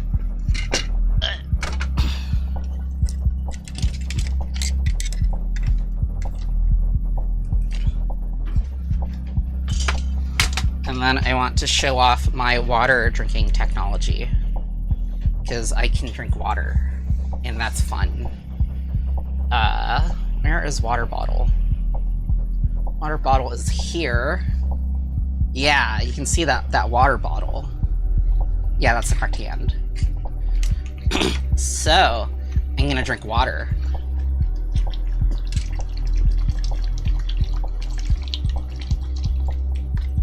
Close enough. I should add things that, like, it, like, aims the water bottle towards my mouth. But anyway, let's get back to it. Okay. What was I doing? Continuity checks. So yeah. Hear that? That's a good thing.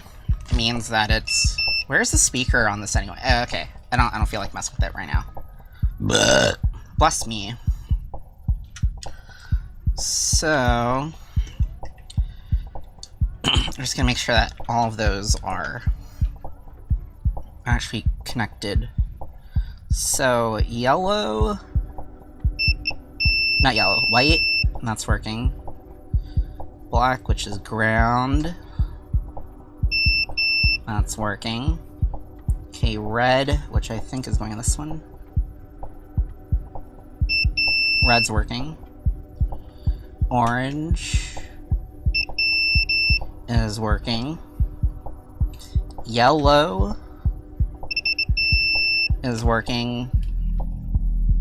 And green is working. So, yeah, that's working correctly. Okay, let's put this flop mic away.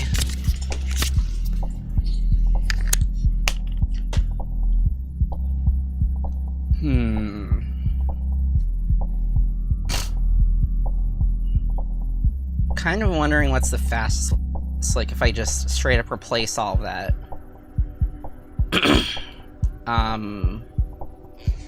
With a brand new board, which I think might just be the fastest way to figure that out. If I have any, I hope I do.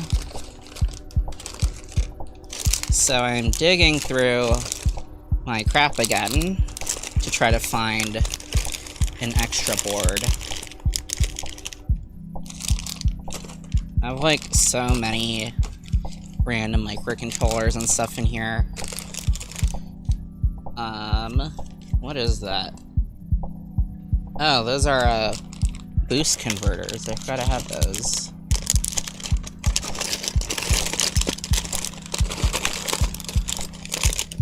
Digging through here, still looking for stuff.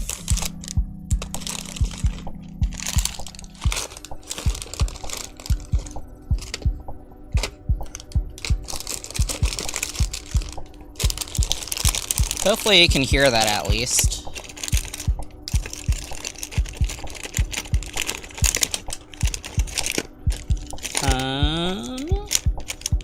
Gonna be a little disappointed if I don't have one.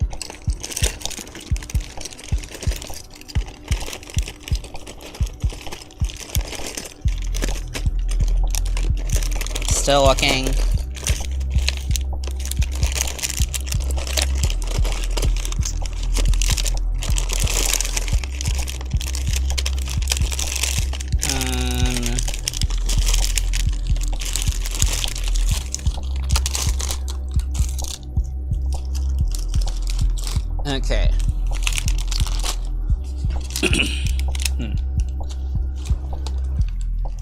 not able to find it there. So let me just go check the data sheets then, if there is like a power LED on there. MP3, I think, is maybe what I want to search. Oh no, that's the Amazon MP3s. That's not... Or let me type in board. Somehow that's not even close. Let's see. Audio board.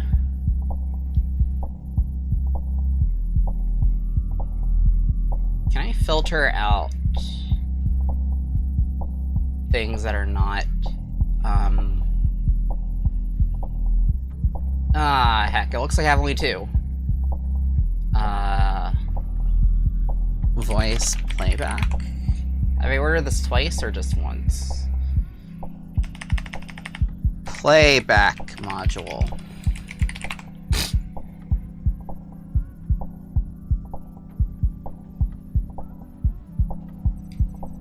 Oh my gosh, stop telling me about all the Rain Sounds Pro subscriptions I have re-subscribed to.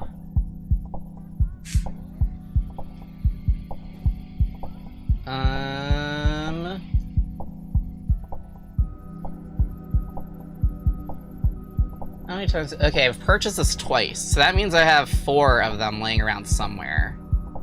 Or I guess I have 2 that are visible right now, because one's on Netgear and the other is on Neptune, or no, the other's on the Workbench. But it means I have 2 more floating around somewhere, so they exist. So we don't have to kill the stream now. I just have to find the boards and stuff. You know, it'd probably actually help if I just cleared my desk, cleared my workbench, and we don't need her up there right now. So we'll go unplug her. Oh wait, that was the opposite. That was turning her back on, not turning her off. Oops. Okay, anyway, we're gonna go put her down here. Then I'm gonna go move all my stuff. And then we're gonna go dig through boxes, because that is obviously the thing everyone wants to watch. Yeah. Just reset that. Put you up here in the hot iron holder. That doesn't even work that well. I need to redesign that. Where's my small... Oh, it's here. It was just upside down.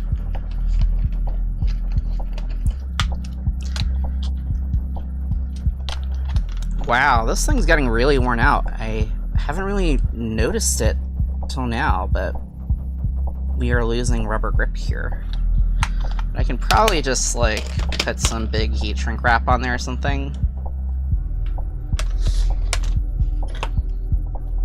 Oop. Okay, I'm gonna put you away yet, because we're gonna need you sometime. Here is a speaker. Here is another speaker, and here is one more speaker. I have a lot of speakers there. These are the fans. We're not gonna put that back on till the end, so I'll just tuck that in there. And also just tuck... I'll just tuck all the speaker stuff and stuff we're gonna put on at the end way back here. Oh my god, I found one! Cool. Okay, so I think that the plan now is I'm just gonna, like, transfer all the wiring from here to here, since I don't want to, like, redo all that wiring, since crimping is very tedious and one of my least favorite tasks. And then, yeah, I'm gonna see if just replacing that... Ouch! Got poked by something. What the hell is that? Oh, that's a literal needle from, like, that's a literal sewing needle. Why is that there? I'm gonna put that there and forget about it and poke myself again with it. Cool, so we don't have to dig through all that stuff. Woohoo! Okay, so... let's just open this up. and I might as well give a tour of what's on the board anyway. So this is like an off-the-shelf Amazon like MP3 playback module. It has an SD card slot here, which holds all the files, which I think I should just preview all the sounds that we're supposed to hear anyway. We have a power in here, and then here we can control what's being played back. I think there's a bunch of different modes that we can do for like communicating with it, but we're gonna do the simple one, which is just like turning these on. Like some are gonna be high and some are gonna be low, so that kind of is like we're just basically encoding in binary. Oh, we want to play sound 15, we want to play sound number 3, we want to play sound number 8, and we're just doing that with however number of GPIO pins we have to it. I think I tried getting it working some other way, and I gave up after like a few hours. So there's another way to do it that uses a lot less wires, but yeah, I didn't figure that out yet, so we're not doing that right now. But yeah, let me get a Sharpie so I can mark which one is kind of sussy, which one's probably the good one, since we literally just opened it up. Okay, so if it has an X, that means it is sus. Let's see. Yeah, so I'm gonna go preview the sounds that are on here. You know, that might actually be another thing to test out, if that SD card is still good, or if it's sus. Where's an SD card reader? That's kind of important. Here's a reader. Okay, and where can I plug it into? Because all the ports on my framework are used up from mocap stuff. I think I found a free spot. If it will plug in. Classic USB thing of like, you have to flip it around 3 times before it actually plugs in. Okay, cool. So the sounds thingy is working, and we're just gonna play all the sounds that that are on her. Yeah, let's use VLC.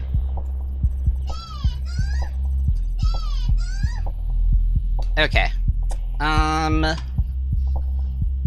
Yeah.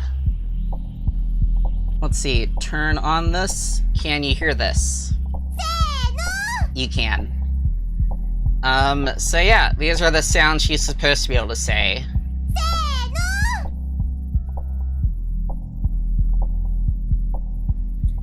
Actually, let me just load all of that into the VLC playlist.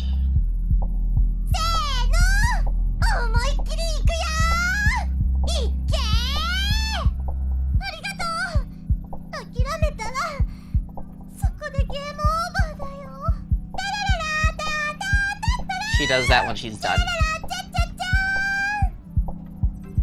That's a whole song. I'm gonna skip it.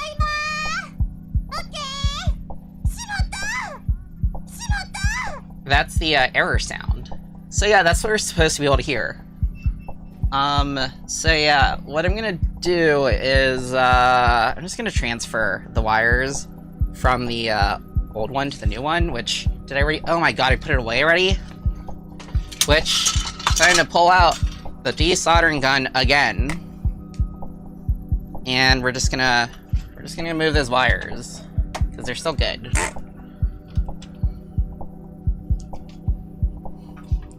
And then I'll either debug the existing one, or I will never get to it, and it'll sit in my junk drawer forever.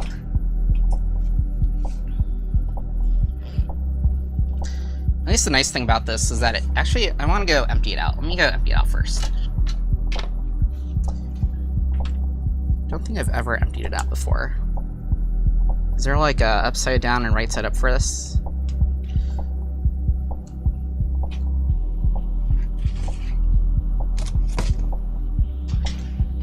Okay, how does this separate? Do I just pull out this rubber bit? Yeah.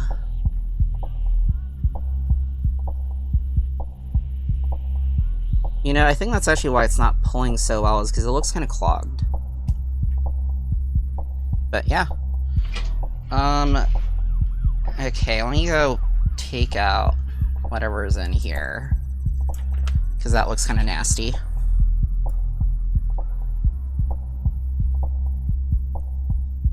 Is that how I'm supposed to do it anyway?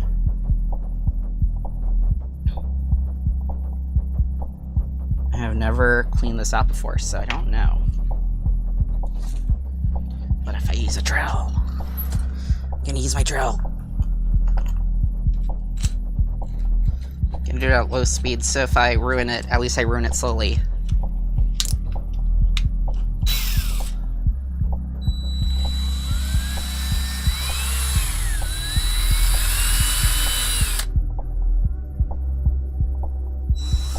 Actually, we have the power of the internet. I should look it up.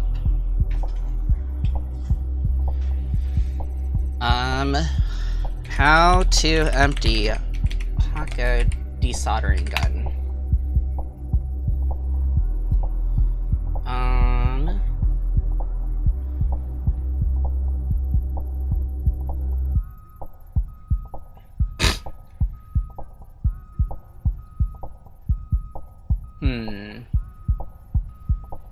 What's the thing he called anyway? Like the little canister that holds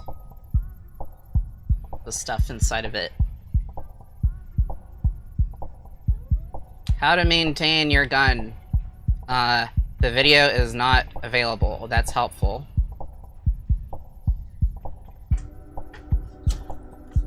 Yeah, I'll do it some other time because it was working just fine. Actually, let me... Oh, that's a bunch of stuff pouring out. These are some filters. You know what? I don't think we're actually supposed to clear it out. I think it's just supposed to go around the sides. Okay, cool. Yeah. Let's go put that back in.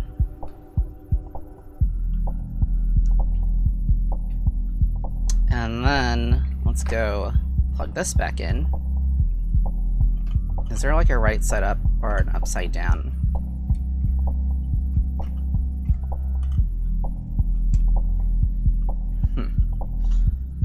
Hold on. Does this just like...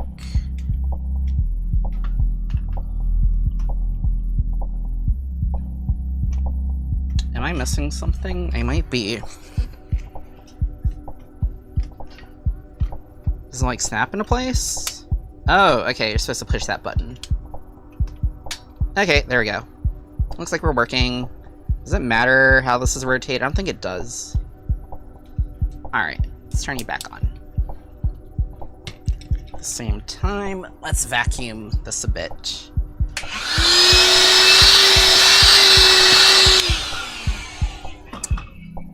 Oh wait, I forgot I was supposed to turn that off while doing that. Oh wait. Oh, it was unplugged. Okay, there we go. Alright, so we'll just set this back up. So the order is pretty obvious. It's gonna be black, white, and then we go colors of the rainbow.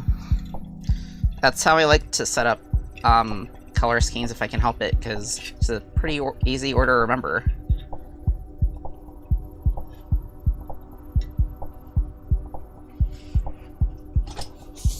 Okay.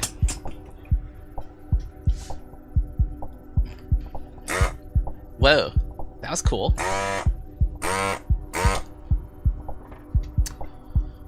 Okay, this is so much easier to work with.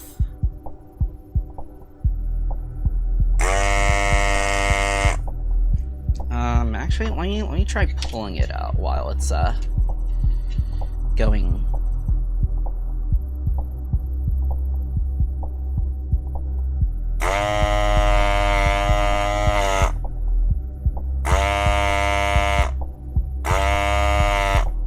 Okay. And then...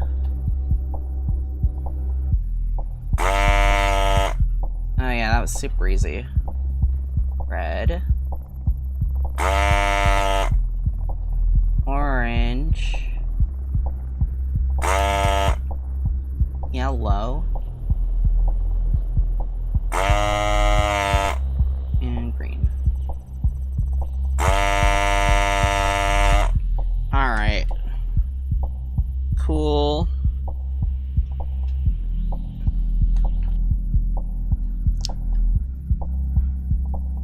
Alright, and I don't think I need to redo any of those. We can just use them as is. Perfect.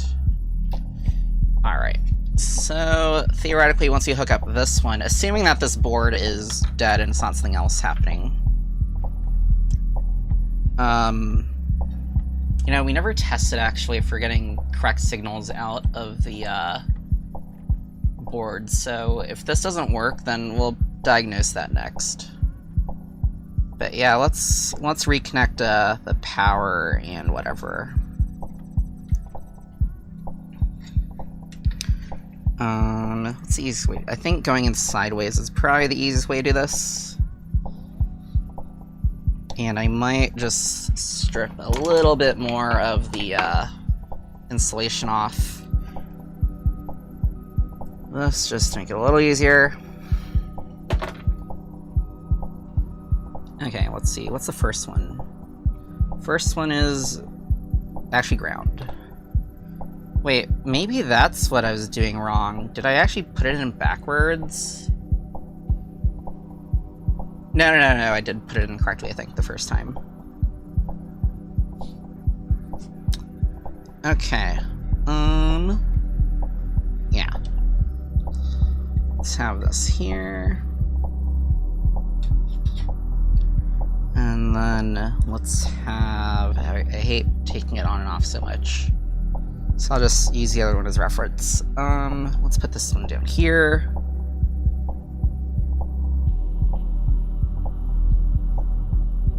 Just secure it with that dude.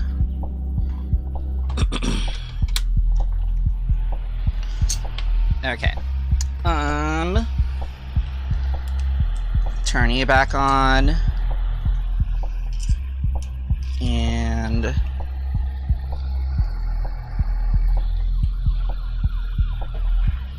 yeah.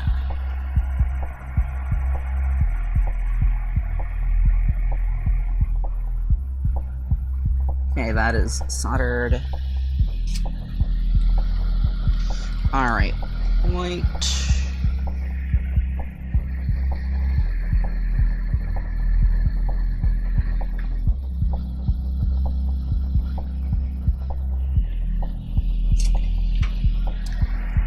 Doop, doop, doop.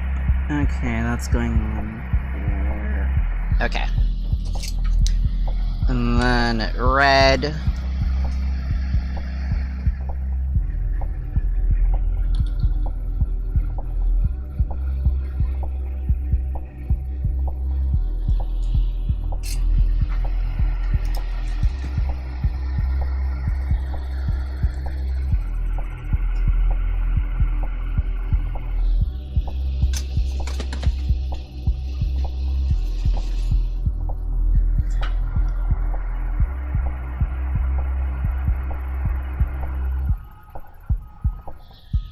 Okay. That feels secure. Orange.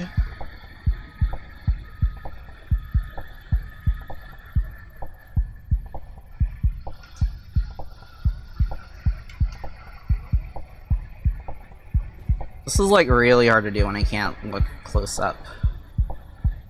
Oh, you know, maybe I should get like one of those magnifying glass arms. Or I actually wonder if I can attach one directly to the smoke cap rig.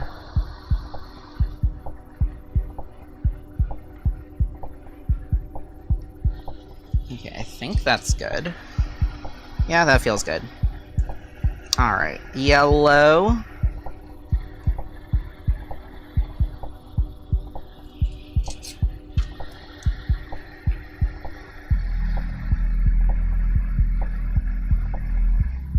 And green.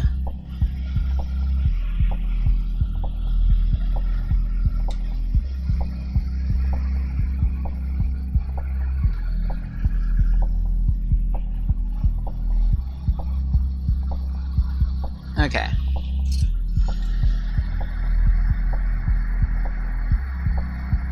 That is in there. Alright. Now, the mode to get this working, we just move these, I think they're called dip switches, I forgot. We're just gonna match it, so then that's gonna be, all of them are low. Let me just check on Nepgear to make sure she's at the same thing, because Nepgear works. We know that she is working. Okay, so that's correct.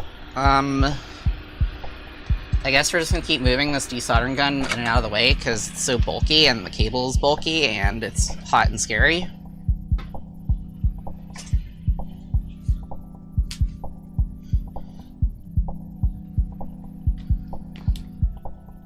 Okay. Let's put you away.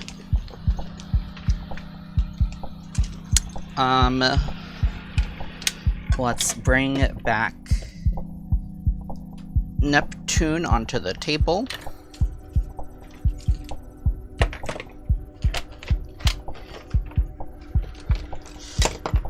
Yeah, the polyurethane has been curing for about 5 days, so I mean, that should be close enough.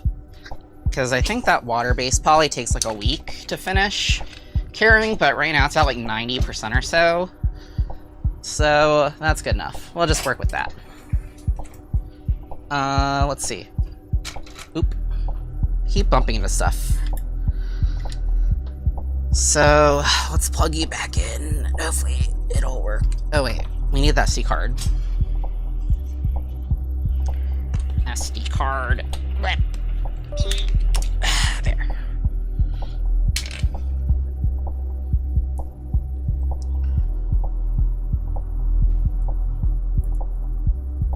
Okay.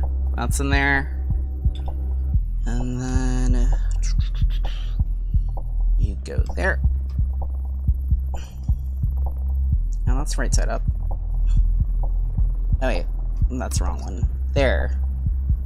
And then green on top. And then yellow on bottom.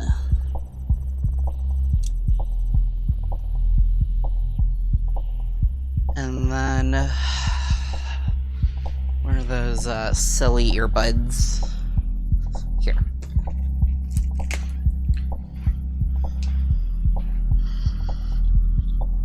Plug this in here. Hopefully it'll work. Let's try it out.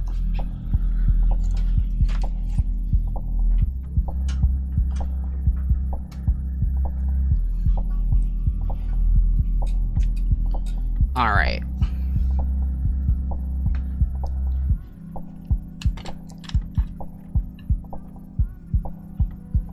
This works. We should be able to hear stuff soon. About 15 seconds or so.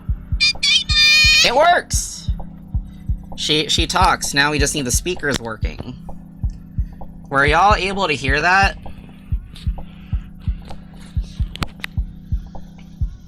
Could you hear her say that? Because I heard it. Let's go to macros again. Run macro.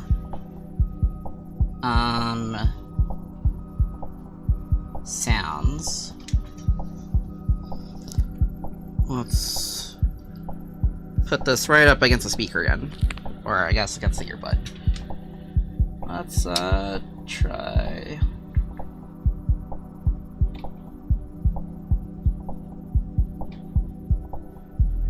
Oh, but now it doesn't want to work.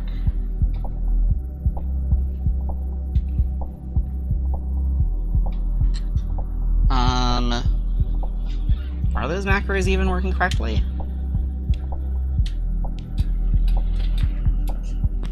Hold on, let me try again. Maybe the macros aren't working, but... because I definitely heard her when she powered up.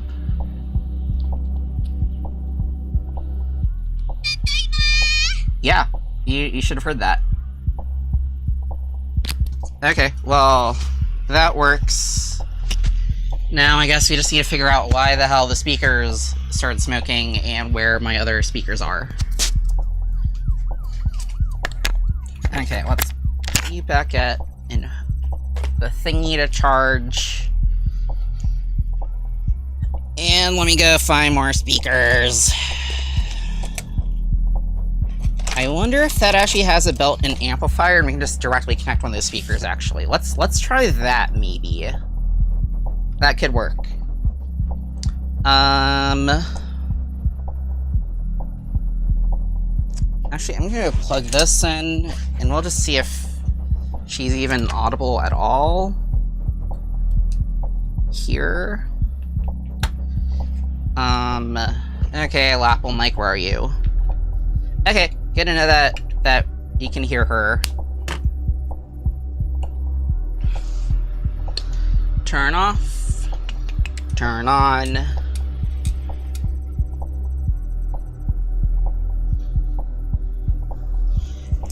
Pretty sure it's gonna sound horrible, because that's like a really bad, shitty speaker.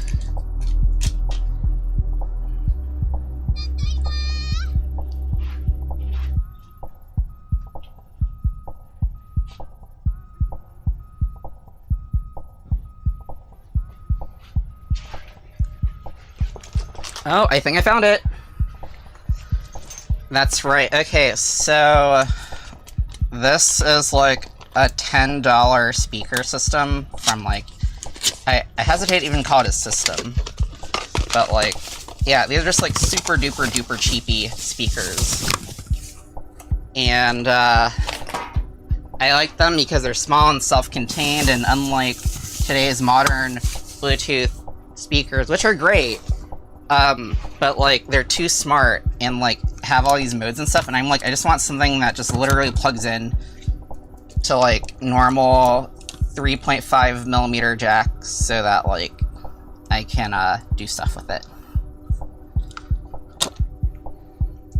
But yeah, so this has the same weird thing I was talking about, where it has like USB and it has USB and it has, wait, is this the same thing? No, it's not. It just directly connects into here. Okay, so it doesn't have a combined cursed power and audio into micro USB port like the other one did. Okay, cool, cool. We are going to be able to fix her this stream. We have all the stuff that we need. So, let's see. I actually have a USB port thingy up here. Actually, no, I'm gonna plug it in here. iPad is temporarily going to be unplugged. Wait, do I have a... No, I don't. Wait, maybe? Nope, I don't. Okay. Okay, plugging that back in there. Shitty magnetic light just fell. Okay, so... Let's see, this should be powered on. You can't see it, but there's a, power thingy.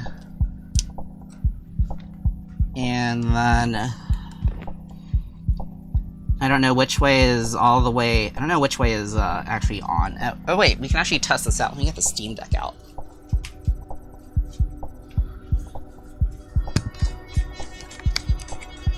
Wait, where's the lapel mic? Oh shit, where did it go? I don't want to lose that. Oh, here it is. Okay, so yeah. That's coming straight out of the Steam Deck. And if this thing is working, then we should hear music out of the speakers. Okay, cool. Yeah. That's coming out of the speakers now. So we can verify the speakers are working. And then let's plug that into her audio board and turn her back on. And then we should hear her, but much louder this time.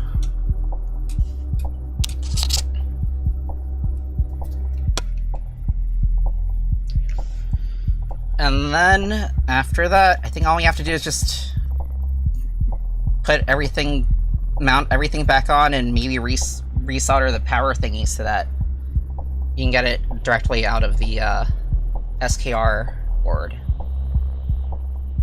Is this on? Did I turn her off by accident? I think I did, actually. I did. Okay, now she is turned back on.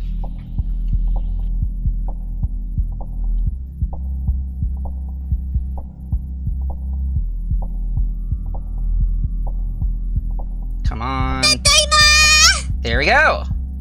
Okay, so now she is not able. Now she's not just able to talk, but she is as loud as she should be again, and that is great. So turn her off, and then what am I gonna do? I am going to unplug the audio board for now again, and I am going to lop off that USB cable, which is only for power, and we're gonna connect it to that cursed thing. Okay, unplug. We need some room. Wait, do we need room? No, we don't. We don't need room. Okay. So let's see. Power. This is from the SKR to the SKR is the printer control board, by the way. That's 5 volts from there. That powers that. This splits it out. We don't need this cursed thing anymore, so let's lop it off. Yeah, let's lop it off down here.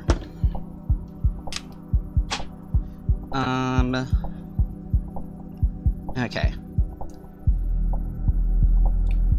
So I always use a black for ground because that's standard, and I tend to use white for power now instead of instead of red.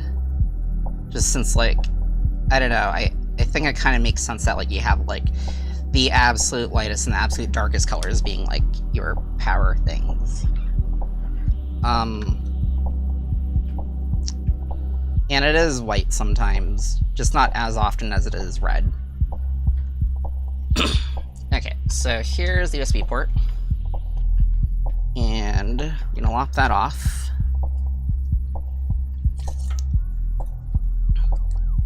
Bye-bye. And then gonna strip this.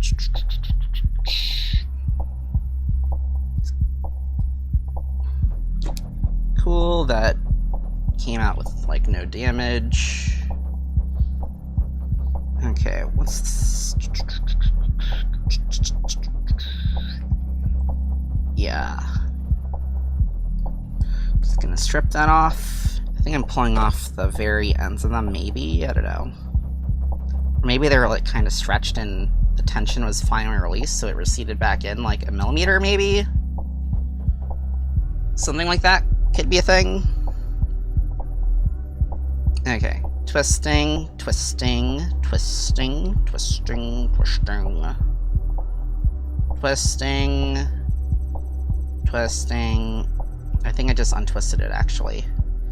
Is there like a tool to like automatically twist this for you? Because it's like actually really annoying, especially like super small wires.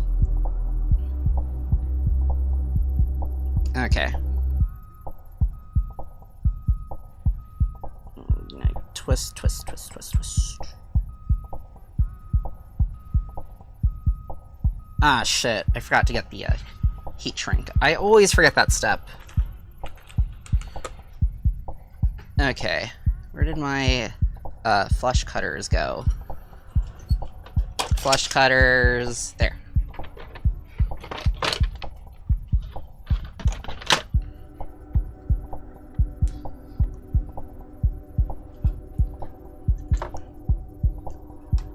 Don't know if the OmniFix actually makes this harder or easier. Actually, I want to put, because these wires seem kind of weak. So I think I just want to wrap it all in like a big fat heat shrink thingy at the end. Okay, let's slip that on.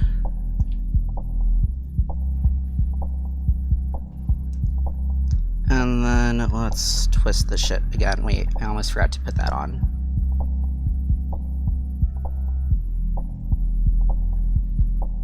Yes, we're starting on red instead of on black. Okay, twist, twist, twist, twist, twist.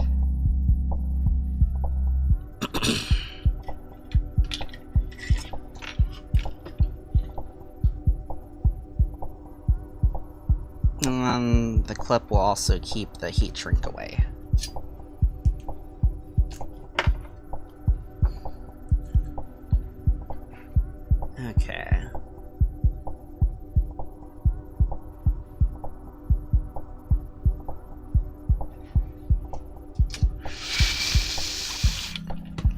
Forgot to turn the fan back on.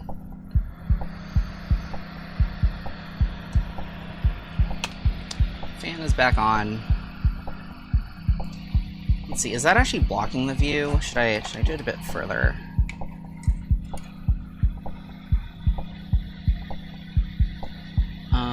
Yeah, it looks like that was blocking the view, so...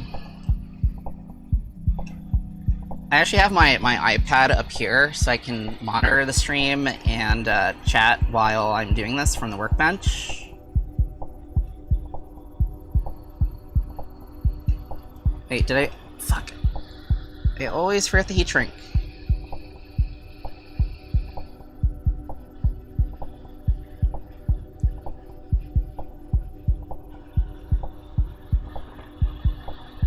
Alright, there we go. Twist, twist, twist, twist, twist, twist, twist.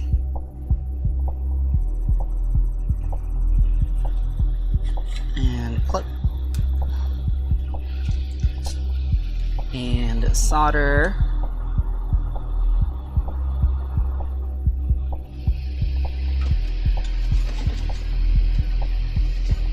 Okay, that should be good. Then we can heat that shit up.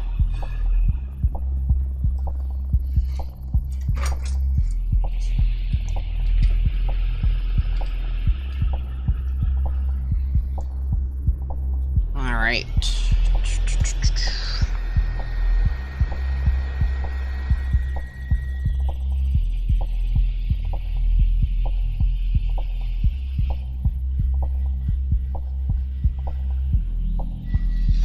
Then we'll just rotate that a bit. Just to make sure it's all the way tightened.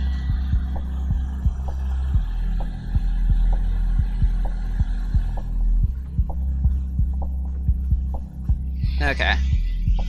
Why is there a bottle of lube, not that kind of lube, this kind of lube, on top of the hot air station?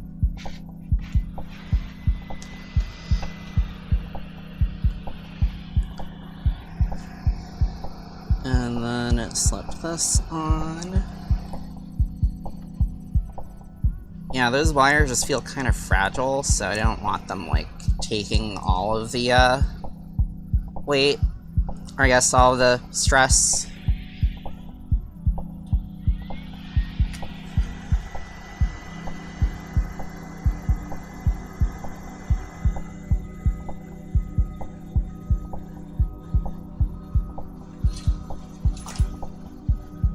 A bag of LiPo batteries just fell. Okay, let's flip this back over.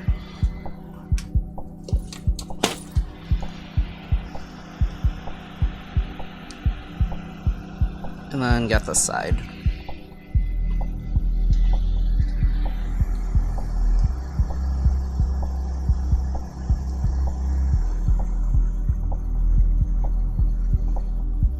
Okay, cool.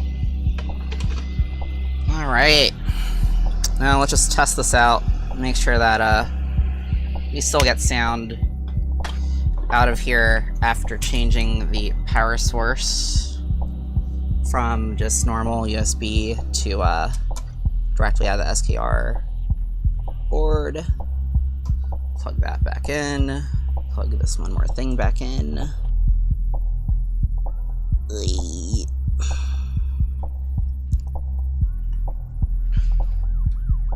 Alright, turn that on. And where's the lapel mic? Here it is.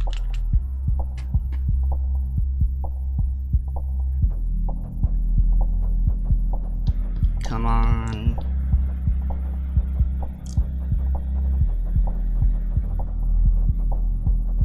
Wait.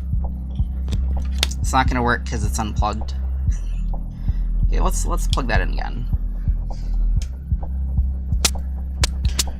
That almost scared me. Well, no, it did scare me, but then it unscared me when I realized that the problem was very easy.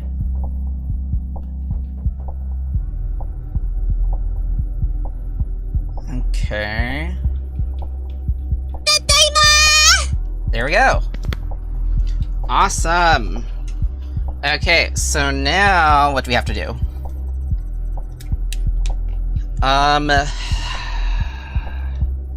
Okay, so now I think we want to mount the board where it should be, so it's not like loose anymore. Okay, hopefully this doesn't disconnect the GoPro, but it might.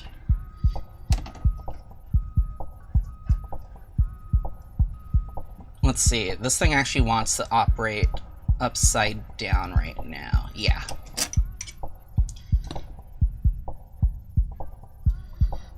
Okay, so I can't get it all the way, but like, here is where this board is actually supposed to sit, so we're just gonna mount that on there, so it's not hanging by the cables where it will eventually short something out, or, I don't know, get pulled out or something else bad.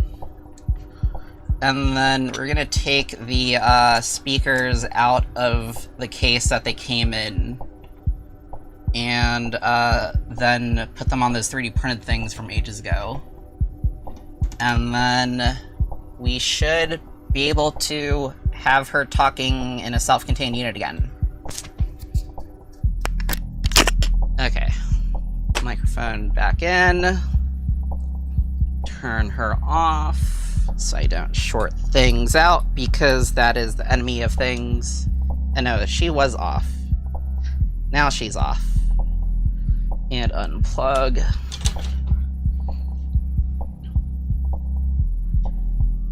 Okay.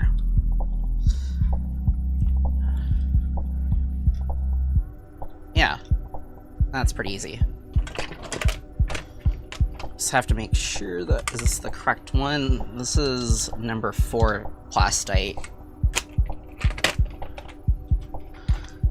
I am gonna go on a rant about plastites very soon.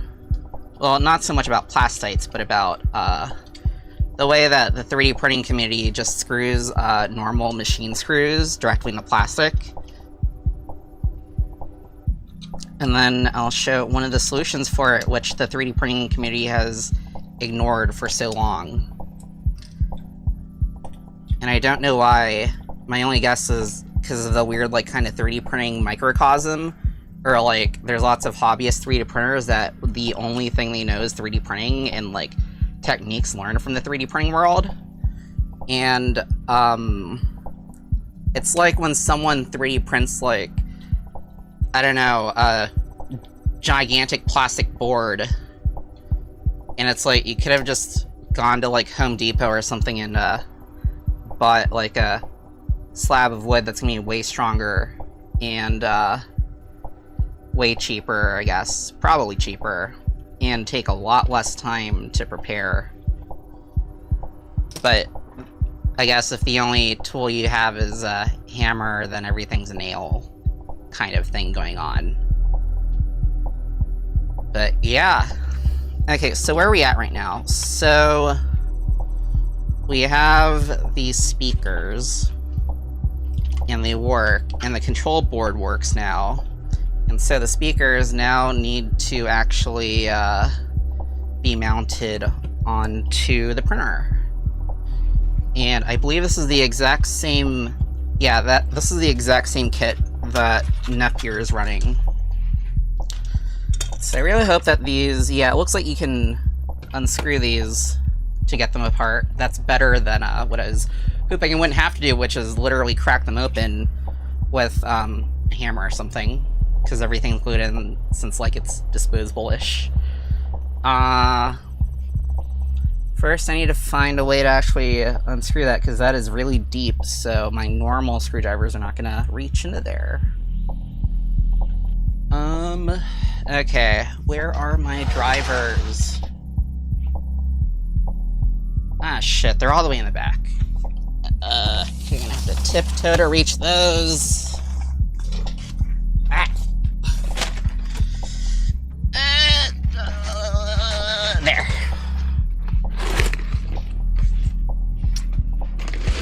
Okay.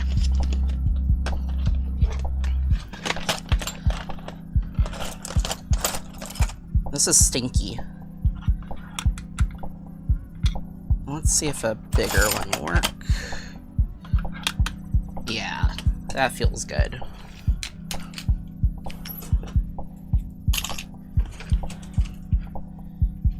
Alright.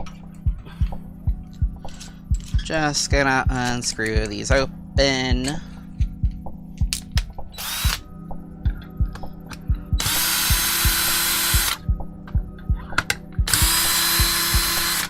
And it might be time to bring out our old friend again.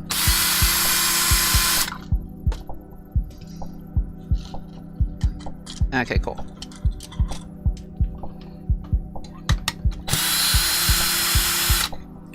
Yeah, it turns out that all the stuff I needed was actually in the enclosure that this printer lives in.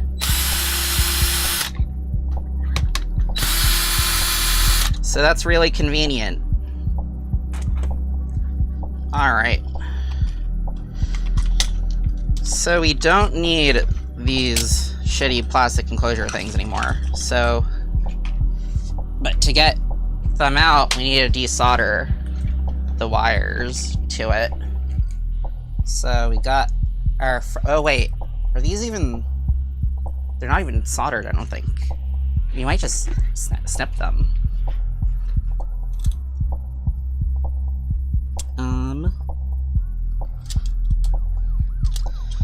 Okay, get off of there.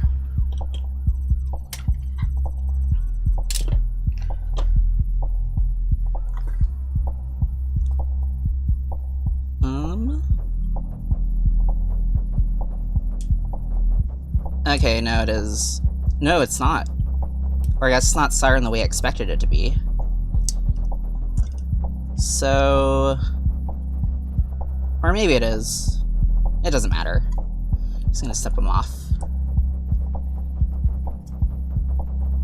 And then resolder them on. So we don't need the desoldering tool then.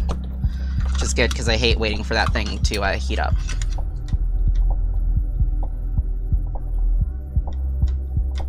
Okay. That's taken off. And...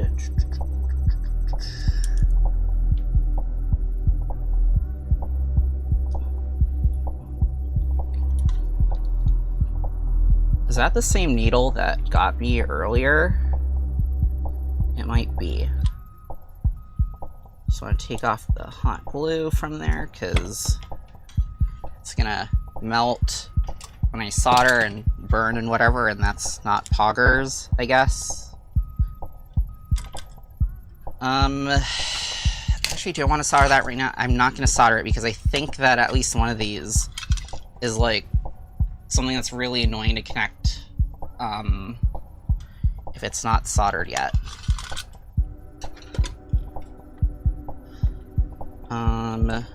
Okay, and I'm also going to... I'm just gonna go zip tie this to, like, somewhere random on the printer, so that, if I pull on it, it doesn't rip out of the control board.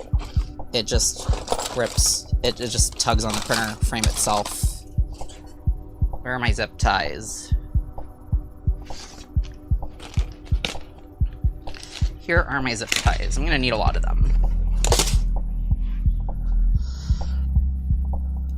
Alright, so you are going to be here so that you can keep the rest of the board safe.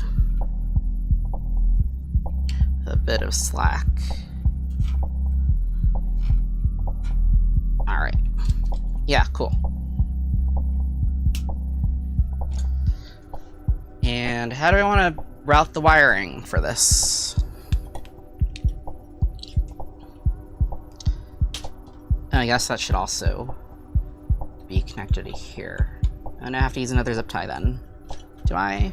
No, I don't need to, because that's actually the shortest thingy with strain or whatever. Okay, so I wish I could scoot her more onto the workbench, but she is literally too tall to do that. Okay, so that's enough to reach there, but I think we're gonna have to extend the wiring about a foot or so, about 300 millimeters, to get the wires on the other side, so I'm gonna go do that.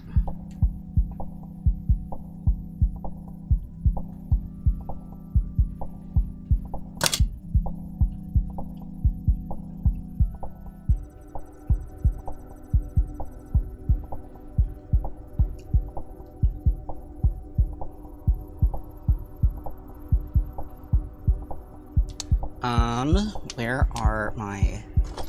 Where's a good set of wires for this? That'll work. Yeah. Just grabbing some, like, random wires from my random wires box of things that I've salvaged from, like, older projects or, like, things that I just hacked apart. And we're gonna need about a foot-ish. About 300 millimeters-ish. Yeah, that'll work. Just cut off if that's too much. Okay, put that away. And I, again, don't think polarity matters with speakers. I mean, I think it technically does for, like, actually, like, music producing stuff. If there's, like, destructive interference, I think. If, like, you have, like, two speakers producing, like, the opposite, signal, I guess, and they're... Wait, does that work that way with sound waves? I forgot. But yeah. We don't want that, or I guess we don't want that in like a high-end audio, but it doesn't really matter here since we're not even like playing music, we're just playing anime girl sounds.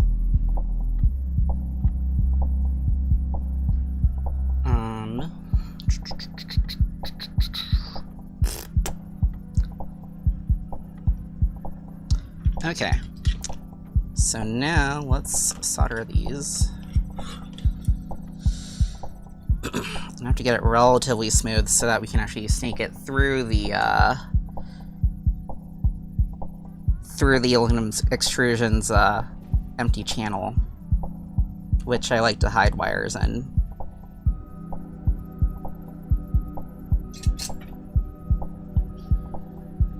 Okay, there's the solder.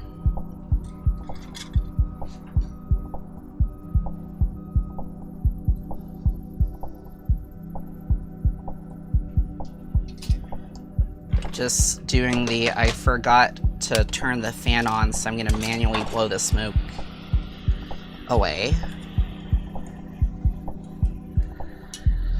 And then put this on here.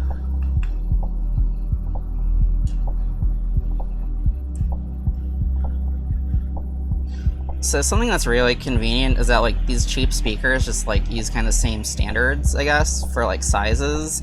So like the old speakers, these ones, they have the exact same mounting pattern as these ones, as the new ones. So, I mean, you can even just put the old speakers on there, but I don't feel like dealing with that. So yeah, we're gonna use the new ones.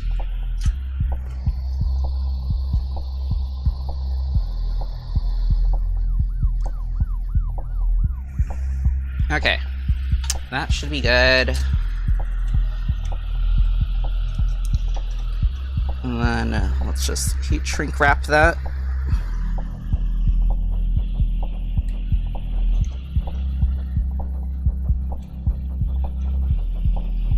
Yeah, I am really glad that we can actually get her completely fixed today, because that was gonna be really annoying if I had a whole stream planned out to fix something and I didn't end up fixing it in the end.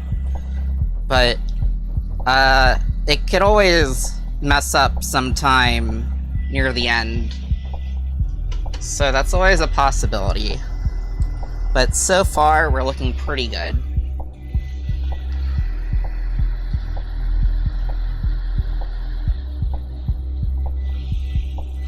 Alright, and it looks like I do have room, so I can Put a bit more heat shrink on there. I'm trying to get like the tightest fit of heat shrink that I can. And I don't think I'm gonna bother putting purple sleeving on this, just because like it's a super tight fit into the aluminum extrusion it's supposed to go inside of, so that will probably just make it really hard to sneak it through.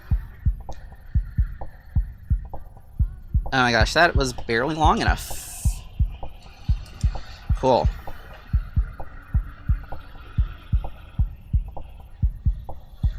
But this should help sneak it through without putting too much stress on the really thin wires. At least that's the intention.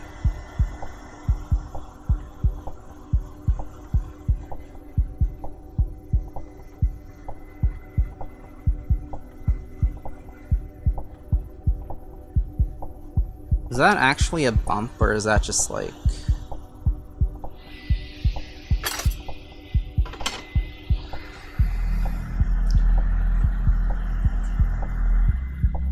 Alright. It's going there. Don't need you on now. This is going here.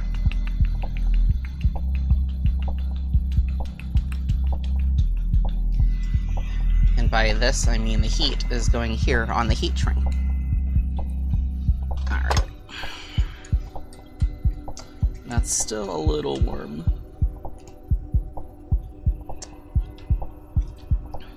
But yeah, that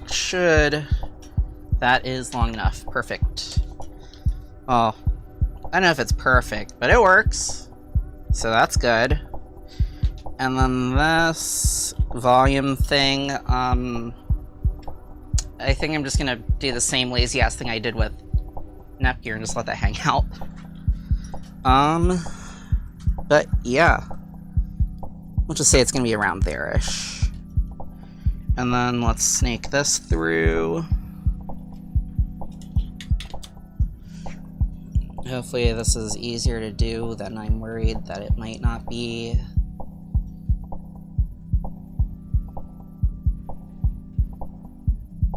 Because if it's like too floppy, then it does not want to go in.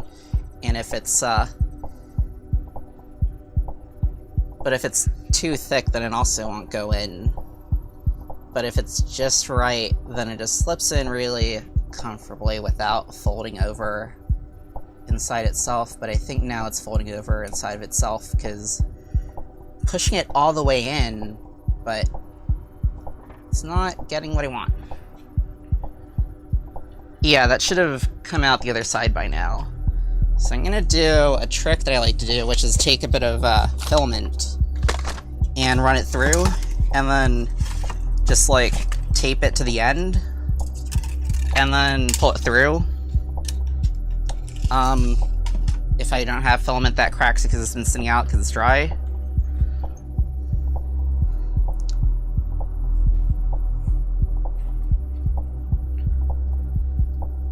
I have this sample filament, I'll just use that. And I don't know if this is even filament or if this is like one of those like cleaning filament things that you run through but you don't actually print with it. Technically, is that still a filament? Okay, let's run this through the other side, which you can't see, so just pretend you're looking at it.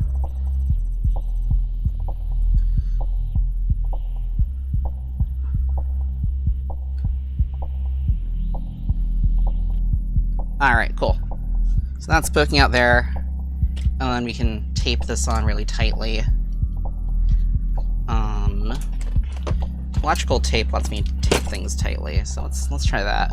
This is a kind of shitty electrical tape that I got from Daiso. Let's see if it'll still work.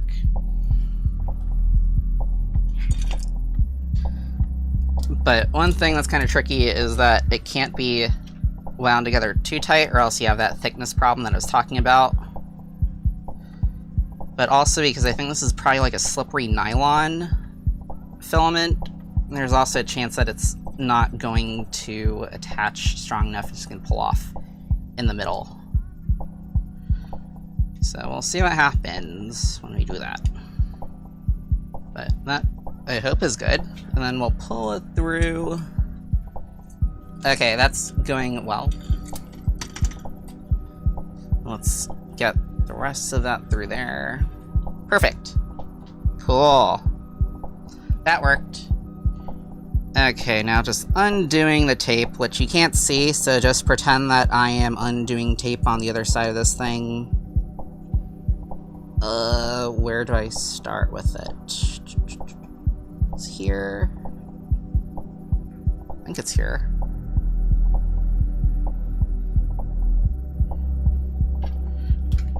I just pulled it.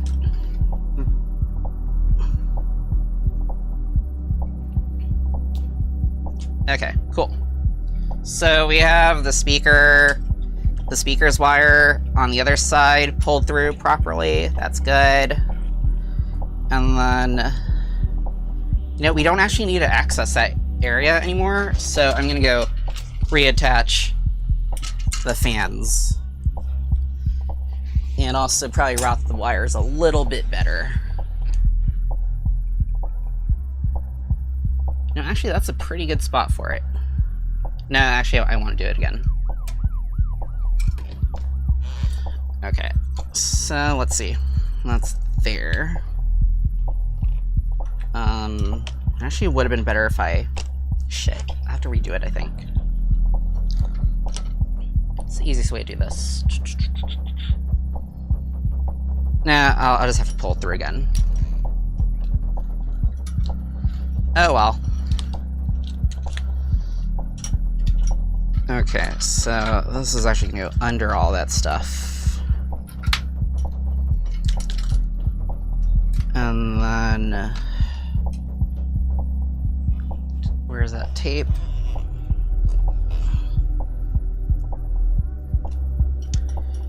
Gonna be retwisting that tape onto there, and I'm not gonna use as much because I think I figure that it's actually going in pretty smoothly.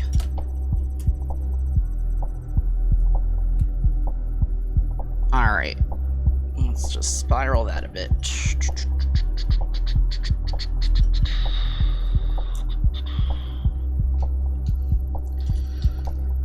And then run this through the entire aluminum extrusion.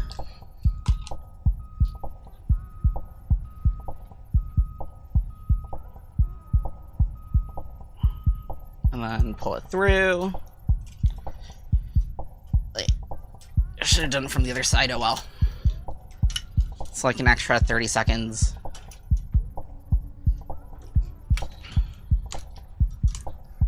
Okay, pull this off. Oh wow, the filament actually, the end of it actually pulled off. It's interesting. And then take off the electrical tape. Okay, cool. So yeah, that's there, and then we can just, oh, you know, actually, we can just zip tie it to this post. Yeah, let's just do that. Well, no, actually, let's put this on first to make sure we have room. Okay, so this is the cover slash, what's it called? The cover slash fans for the, stepper motor drivers.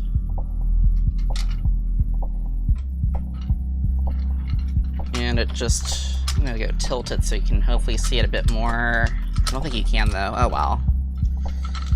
And then just jiggle that until it's in place, and then where is, the correct wrench for that? It's the green one, I think.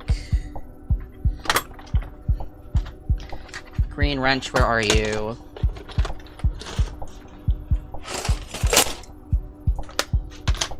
Here. And then hopefully I'll actually have room to stick this here. I will. Yeah, I will have room to do that actually. Perfect. Now, actually, we don't have to put that on right now. I think it'll be easier if I just zip tie that to there right now. Where are my zip ties? That's hot glue. Zip ties, where are you? Are you zip ties? There you are. This is gonna need a double zip tie.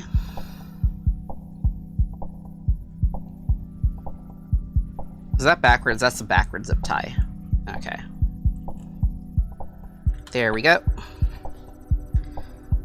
Should probably adjust the sensitivity of the auto camera swapping, because like, since this is a pretty big build, I have to like step away from the workbench more than like, say, the Lego things I was working on.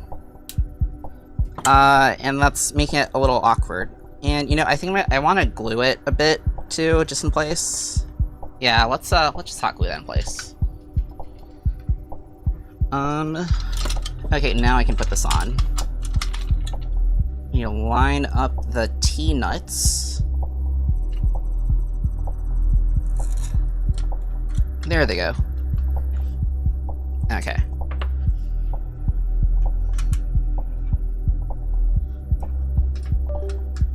Something unplugged. What just unplugged? Not the GoPro. And yeah, you can still hear me, so it's not the microphone. So everything else is kind of optional. So I don't care, or at least I should not care that much. Let's see. Oop. And then let's plug in the headphone jack. Or plug in the speakers into the headphone jack, that is. Cool. Okay, so that's in there. And then that means that this goes to one speaker. And can y'all see that? This goes to the other speaker. And the speaker is going to be mounted in this thing. And screwed in. You know, we actually don't even need to put them on the side that's like kind of awkward to get to. So as long as it's symmetrical, we can actually just kind of get it out the other side. I realized that train of thought made no sense. What was I trying to say? Yeah. As long as we have, like, these are at the same direction when they're, like, on opposite sides. As long as we mirror it, not make it symmetrical. Well, I guess that's technically symmetry, but, yeah. So we're gonna do that. And, okay, so plastites. I promised I was gonna go on a rant about plastites. So plastites, which I think are, let me find out the real name for them, or I guess the scientific, well, not scientific, but like the generic name for them. I think it's a plastic self-threading trilobe screw. Or like self-tapping or something. Well, anyway, it's a special type of screw that is made to go into plastic. Like just into plastic holes and stay in there. And so, let me actually find a bigger one. Yeah. So those are number 4 plastites. These are number 6 plastites. And so the difference is that the teeth size is a lot larger. That's one of the main differences. I think there's also some geometry going on too. But yeah, and so you want to actually use these when you are screwing directly into plastic so that it stays in there longer, rather than directly putting, say, a machine screw with these finer threads into the holes. So this is something I rarely see 3D printing people do, but we use it a lot in the robot combat community. And so, I mean, just like in everything with engineering, there's no like one-size-fits-all perfect solution. And so one issue with plastites is that theoretically you could possibly wear out the hole. So if you're doing it on like a part that you're going to be undoing and redoing and undoing and redoing a lot, I don't recommend plastites. We can get away with it in robot combat because usually the part that's being screwed into has a shorter lifespan than the actual lifespan of the hole, because it's being destroyed in robot combat, or it's likely to become obsolete and need to be replaced later with a brand new one. So, yeah. But yeah, so for something that you're going to be opening over and like opening and closing over and over and over, I cannot recommend plastites. But if it's something that like you're going to assemble it once, or like you're maybe going to service it once every in a while, but not open and close frequently, then I think plastites are really the way to go for that. Just because you don't need to deal with heat set inserts, which can sometimes have their own problems, like threading out. Not threading out, like stripping out, I guess, from like their grippiness stuff. And Something also really annoying with the heat set inserts is you have to take them out if you want to like recycle the 3 print that if you want to like recycle whatever part you were mounting it into that you don't need anymore.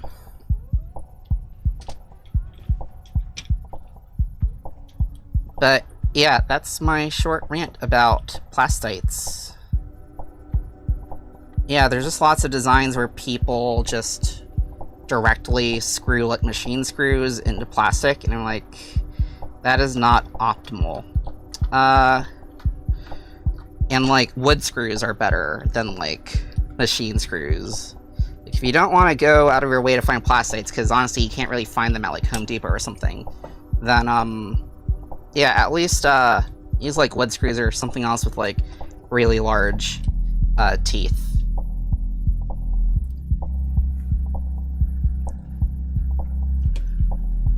Also, you can definitely get plastites in Torx. I like Torx. Torx is good. I'm trying to find where the plastites were that I was using for mounting that, because I think I'm actually low on the size of plastite. You can hear me digging through random screws. I mean, you don't need all 4 of them, you just get away with like 3 per corner. But if I can find all of them, that would be nice. Okay, I found 1. And I found another, but it's a little long, so I'll have to shorten it if I can't find. There, found another one. Okay, cool. Okay, so putting this in, and 1 more. Where'd you go? There.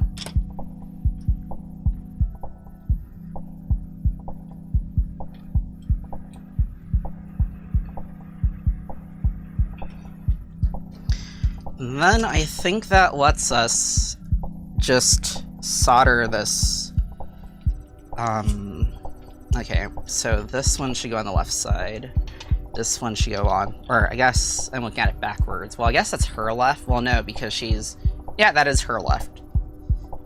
Yeah, so I'm gonna have to solder that on that one, and this is the one that is going onto the right side. So I'm gonna just directly solder that in there. I think I might, just for strain relief, I might actually modify this a little so I can put a zip tie hole in there. Yeah, I'll do that. Okay, drill bits. Is that, I think that's thick enough. And then, just to be safe, where's my sacrificial board? There it is.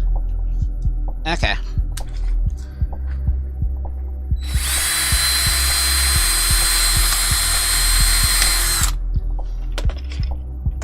So yeah, that will let me put a zip tie in there just to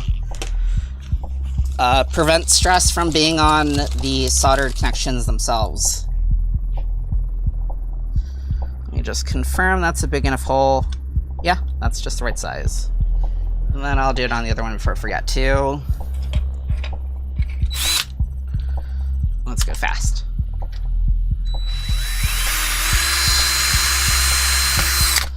All right. Cool. Okay.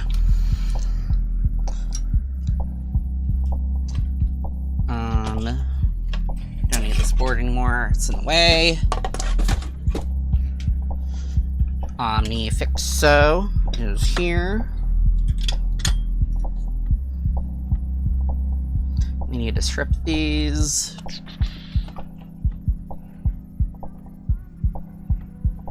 Yeah, these are like really, really fragile wires. And then on the other side, they're not as fragile. But still, I kind of want to like keep it mirrored.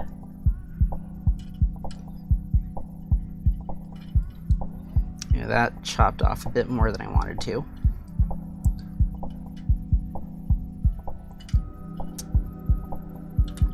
Okay. Twist, twist, twist, twist, twist.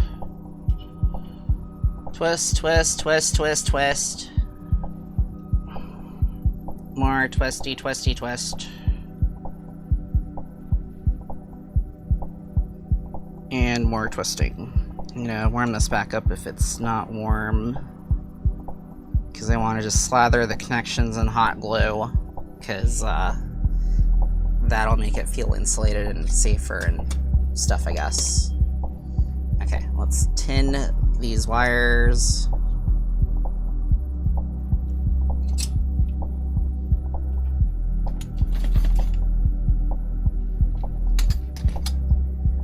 There's the solder. Forgot to turn that on again.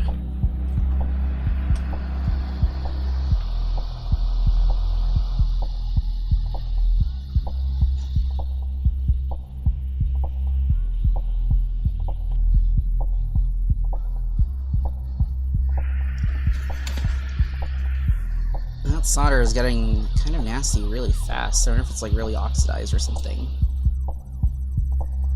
If the wires are oxidized or some other kind of contamination. But those are tinned. Okay, cool. Now we can thread them through. That little blob is a little too large. I'm gonna snip that off.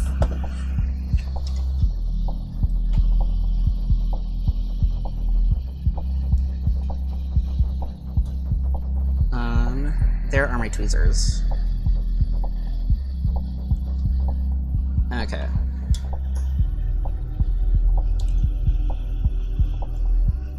Let's fold that over. Cool. And then actually I can just use the weight of that. Keep it there. Alright, let's solder.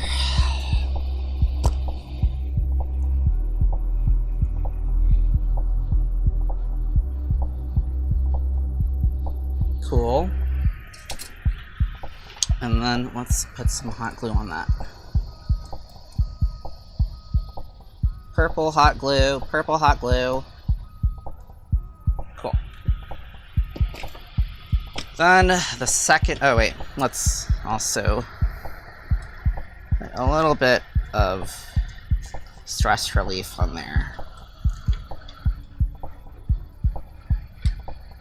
Or wait. Ah, shit. Yeah, I'm gonna actually tie it into a knot first. It's gonna be kind of awkward because this thing is, like, already attached to it. Not that awkward.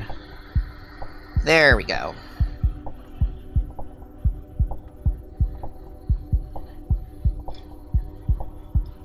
Alright, another zip tie. That's not where my zip ties are. That's where they are.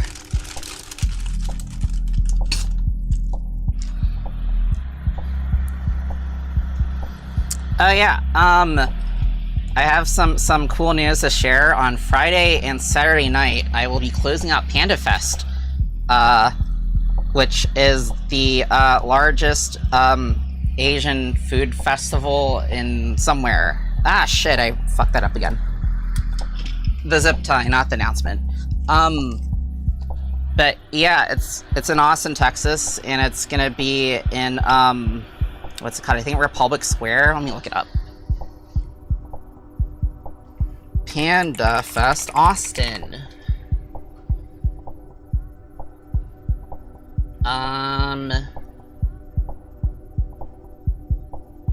Yeah, Republic Square. So, yeah, if you're in Austin and if you like weeb music and K-pop and or normie EDM stuff, then yeah, I'm gonna be playing Friday and Saturday night. Okay, now that's on there, and that should keep the stress off of the speaker wires. Let's do the other side. Can I spin you around without... Yeah, that'll work. This time I'm gonna tie the knot here before I actually solder it.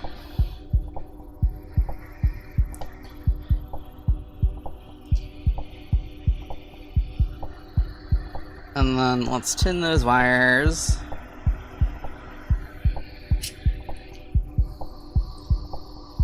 Tinning the wires.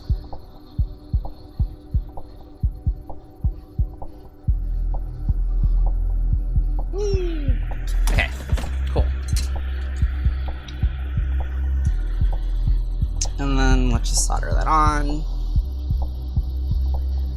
Where did my tweezers go? Because those help.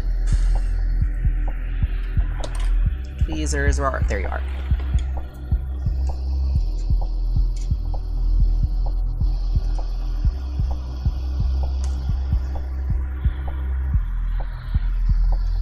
These ones are thicker, so they're a bit harder to fold with the tweezers, but that also means they're easier to manipulate, I guess.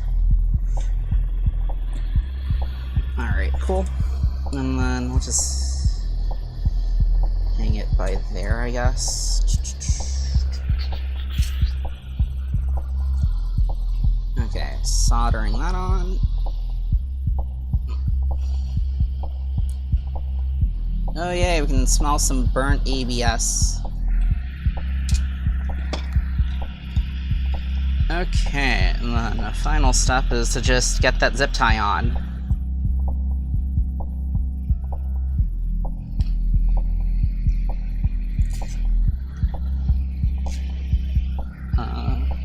Now let me actually scoot this up just a little bit. So I've been doing a lot of the work on the edge of this board. Or the edge of this workbench. That's what I meant to say, workbench, not board. Okay, so I think the last step, technically, is to attach this, but I want to make sure it works.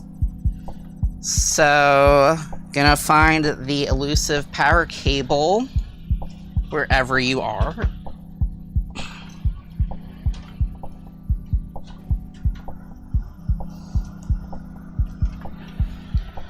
And I believe everything is plugged in already, so if we just turn her on.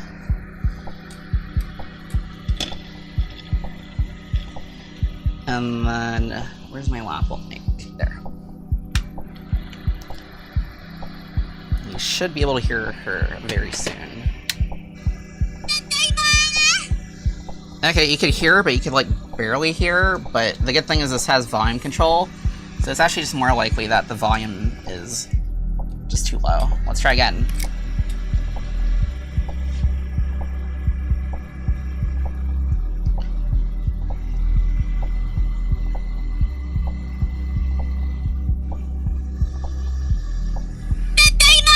There we go. Cool. Alright, so the last thing we need to do is just reattach her, or reattach the speakers to her. And that is, like, literally just flip this over and,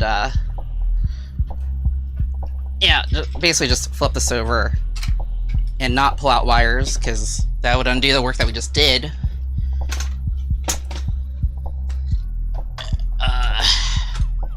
Yeah.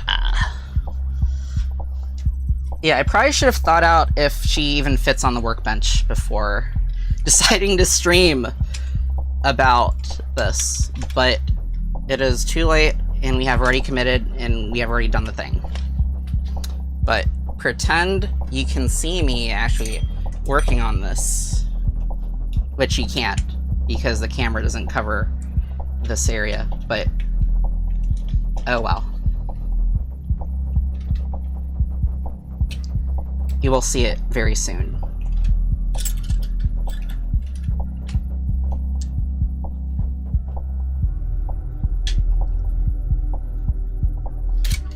Okay, that's in there. You might be able to see this one, I'm not sure.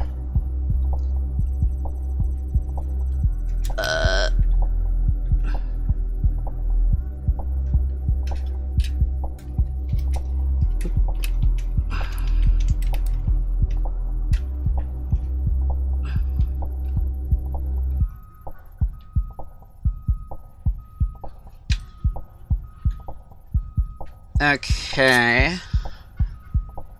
That can be a little tighter. Okay, there.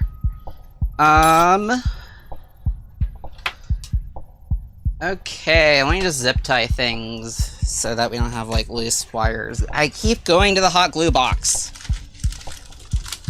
Just zip tie these down so that we can make it nice and neat and not have random wires snag on stuff, because that's always a buzzkill.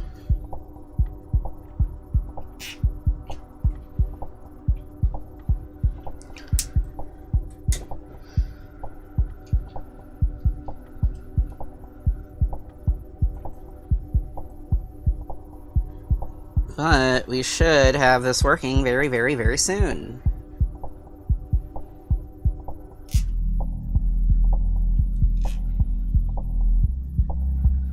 Okay, that side is secure.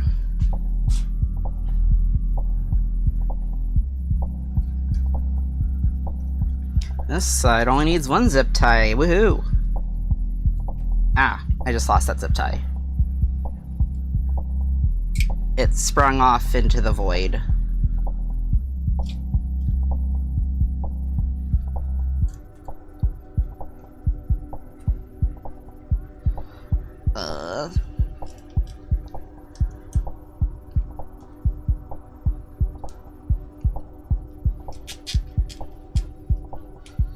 Alright. So that is zip tied in there. And, what now? Yeah, I guess I'm gonna just clear off the workbench so that we can move her in a place that we can actually see her doing things.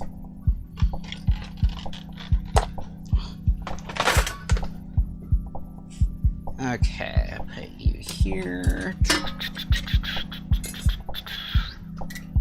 Bunch of random ass screws. Not random, they came from the speaker case. The speaker cases.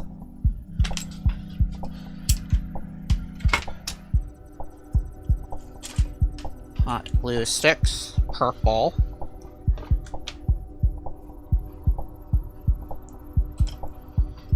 And then that's the one wrench that we've been using. Where are the drivers? The box of drivers. Here. Hot glue. Not hot glue. Electrical tape. Toss the rest of the random screws in there. Ugh.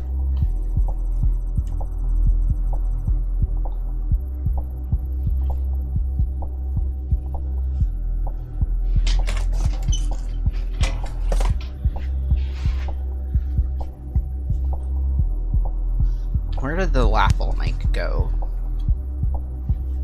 There it is. Or no, it's lapel, not lapel. Which one have I been saying the whole time?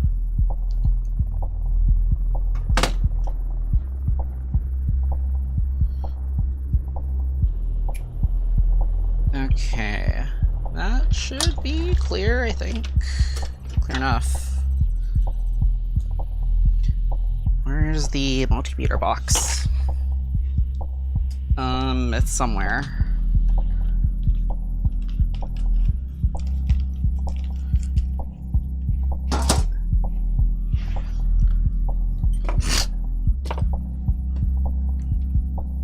Okay, let's clear out the speaker boxes. I don't know where the other one is.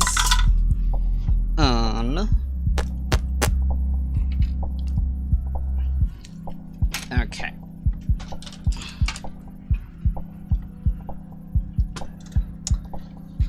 There.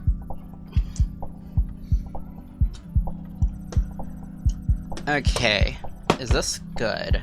And let me go set the camera back to manual.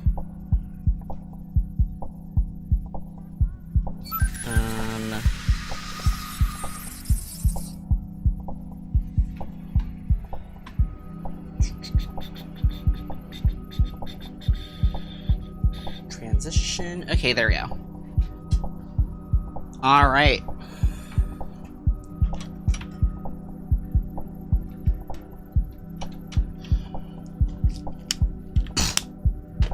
Got the microphone out again. I think can actually just leave it there if it's... Yeah, that's fine. Okay. Cool. Hopefully she will work now.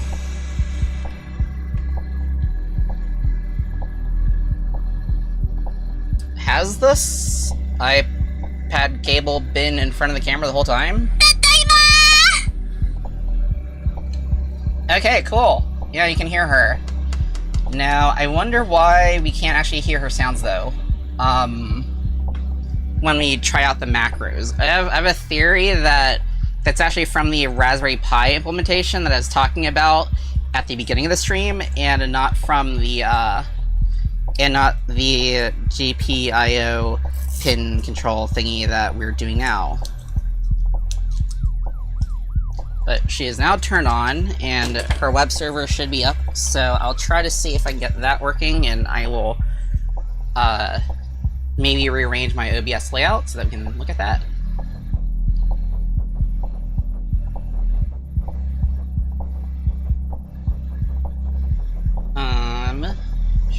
Okay, that's weird. I can't see her interface. Maybe it'll work in Chrome?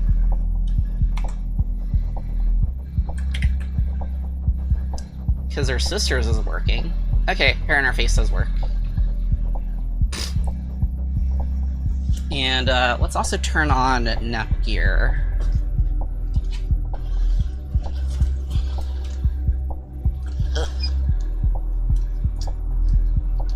Plug her back in.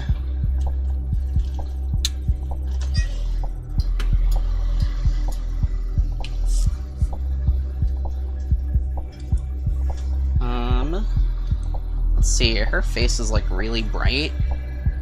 Can we... No, we can't tilt the light. Can we tilt the printer just a little bit? No, that's worse. Whatever, we'll just deal with it. Oh, wait, I can just pull her back a little bit so she's out of the angle with all the glare. There we go, you can see her cute face now. Okay, what was I doing? Oh, I was trying to figure out how to show both what's going on here and on screen. So let me just adjust this layout a bit.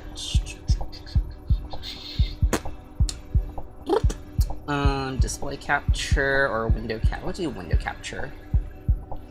Or yeah, let's do window capture. Add source, video source. No, actually, I'll do whole display. Yeah, ultra wide.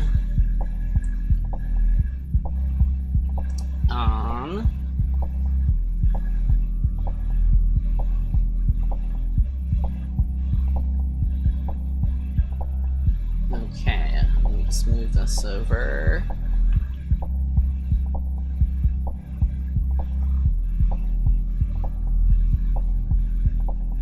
And then let's just put that underneath that. And then I guess let's crop this. Yeah, I know you can't see it right now because I'm in the OBS Studio view or whatever it's called. 500 pixels, almost. Let's do maybe 800 pixels. That's a little too much. Let's go to like maybe 650 pixels. Yeah, that works. Let's scoot this over. Alright, cool. Transition scenes. Alright. I'm not going to set it to automatic, so I'll just be sideways the whole time. And yes, I'm sitting down right now. Yeah, so let's see why she wasn't actually doing the sounds at first. Because clearly when we start the printer up, which is, I think it's actually system. So when we go to config.g, that sets up everything. And then we have these oh, sounds v2. I think that's actually why it wasn't working. So this lets us arbitrarily execute any random macro that we want to. And yeah, so it goes by whatever the file is on the SD card. And that show that it lives not in the sounds, but in the sounds v2 thing. Yeah, that looks more correct. So I said that we are encoding, is encoding the right word for it, or is it decode? Well, anyway, we're doing one of those. Yeah, we're encoding the number of the sound. 16 is what we have right now. I forgot if I could add more if I connect more wires, or if 16 is the max on that. But yeah, the more wires you have connected, you'll double up the amount of sounds that you can do. And so these are all the sounds that she can play that are loaded on the SD card. So if a short task has started, like just changing the nozzle to like, or just heating up stuff so we can change the nozzle or change the filament, get this sound. When we start a print, we get this sound. When the heat bed starts up, then we get this sound. When we pause the print, we get this sound.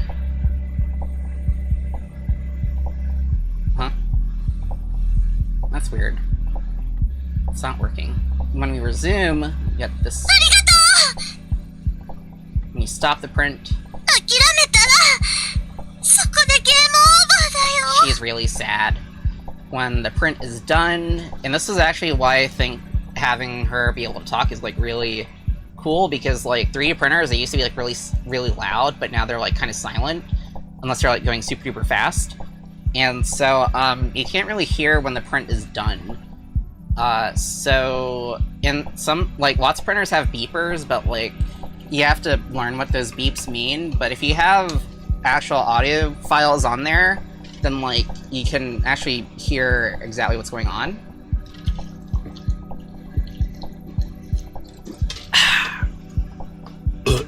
More water. So when a print's done, get this. It's really hard to miss. When the short task is completed, we get this. She can play the theme from one of her games, but I'm not going to play that right now because I don't want to get copyright striked. We can do, this is her startup sound, which you've heard a lot. And this is a confirmation sound, and I forgot what that confirms, but it does something. Okay. But yeah, so she is making those sounds correctly, and that's good. So what do you want to do now that she works? I guess we'll just do a test print, I guess? Yeah, let's go do that. Just so I can show her making the cute sounds.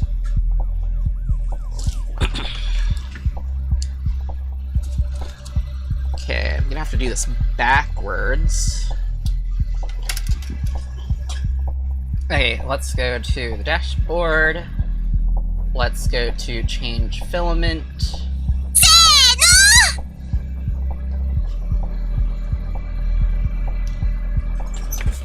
So I have these macros set up that just automatically like turn up the temperature, and then when it's hot enough to remove the filament, then we'll do the retraction thing. And the extruder I have right now is shit, I forgot what it's called. It's been a while.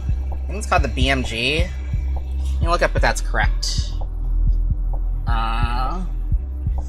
BMG extruder. Yeah, it's the Bondtech BMG. So, yeah, it's a pretty old, pretty big, but very reliable extruder. My other printer, or I guess my other custom printer, Nepgear, she has,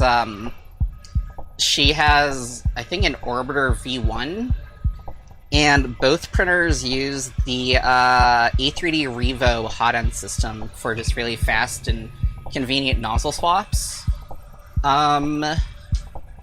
And actually, the biggest reason I got it is not for the nozzle swapping, even though that's a very nice feature. It's actually because... there! Yeah, she's doing her thing. But yeah, one of the main reason I got it actually is because the heat break and the nozzle are one piece, or ideally they are. I think there is a time when there are like a few defective ones, but they solved that problem by now. And so it prevents like the oozing from happening, and also I really hate tightening nozzles, like doing the hot tightening technique. And I mentioned that I've tended to short out my boards, and yeah, I don't like shorting out the boards from like shorting, I think, the hot end heater to the okay, why won't this go in?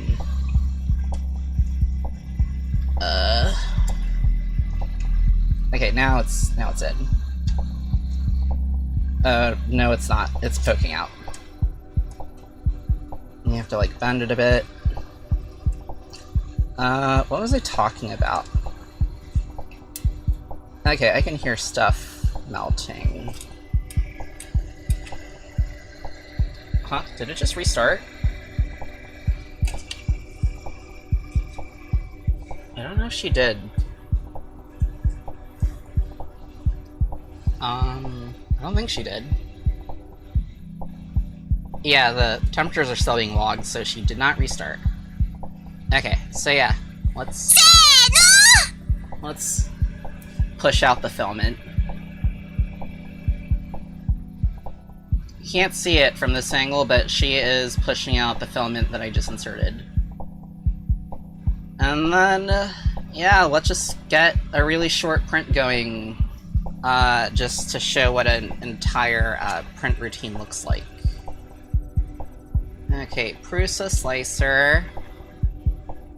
And I'm gonna go turn off the super quick. Yeah. Okay, 3D objects.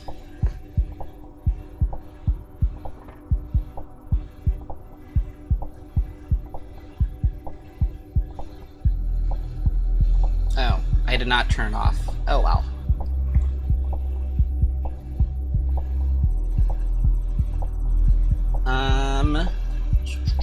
What is something super quick to print?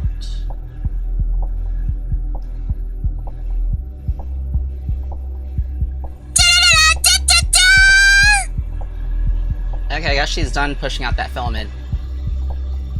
This should probably be good, and it's probably larger than it needs to be, so I'll just flatten it. If it wants to load. Why are you not loading?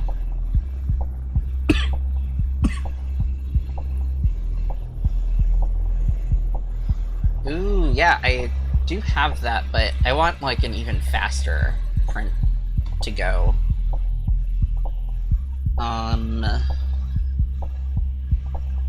Oh, I'm dumb. I just tried to... I dragged in the SolidWorks, the solid part. Okay. So...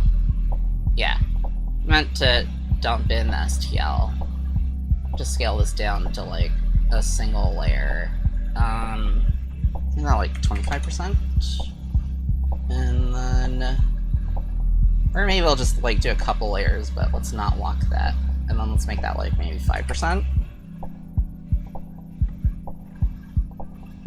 Maybe 2%? Yeah. Okay, slice that. Why is that on the TP setting?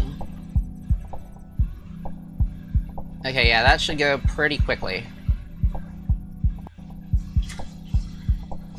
And I don't know why we have this super big skirt on. Why is this so slow? Where is it? Skirt and brim, I think?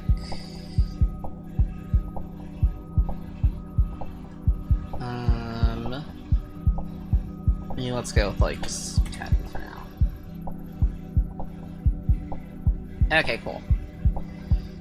It's not supposed to take, like, 1 minute to print, and I think it's already hot on the hot end, so we're just gonna wait for the, what's it called? Yeah, she already got the file. Cool. So yeah, the hot bed just needs to heat up, which since this is PLA, it won't take too long.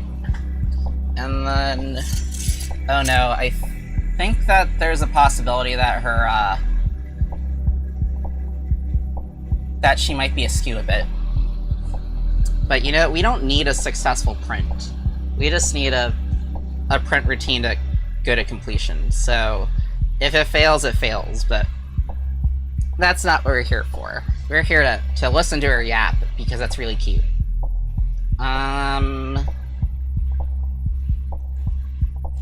Where was I? Oh yeah, she's supposed to have a filament sensor hooked up, but it's not hooked up right now, so I need to, like, just turn that off manually. Disable filament track. Okay, so that's the confirmation sound that I was talking about. Yeah, she has BL touch for, like, automatic bed leveling, but right now it's the entire like X axis is, like, kind of sideways, so it's or not sideways, it's like angled instead of being perfectly flat, so that's gonna be an issue. But I do have a bed calibration. Oh gosh, that is really askew. Hold on, I might need to, like, babysit this to make sure it doesn't crash. Oh, that's interesting. I think it just fixed itself because it was, like, so screwed up that it had to, like, that it wasn't able to spin in one part, but it was able to spin in the part that was, like, more extremely off.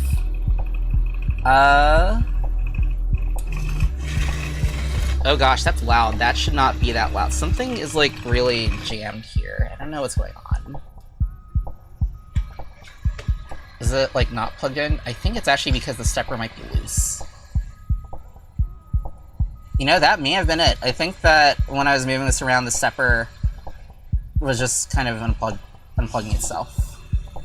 Oh no. Okay, well, it's a good thing we're not doing, like, a tall print.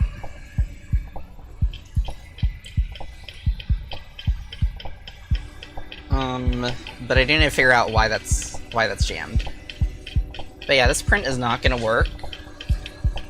I mean, it's gonna complete because it's a really short print, but, like, it's not gonna actually work because it's, like, way too low to the print bed.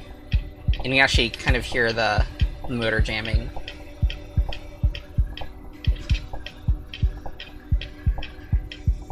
But we just want to see or hear what an entire print routine sounds like, at least. So, status. Yeah, this is almost done.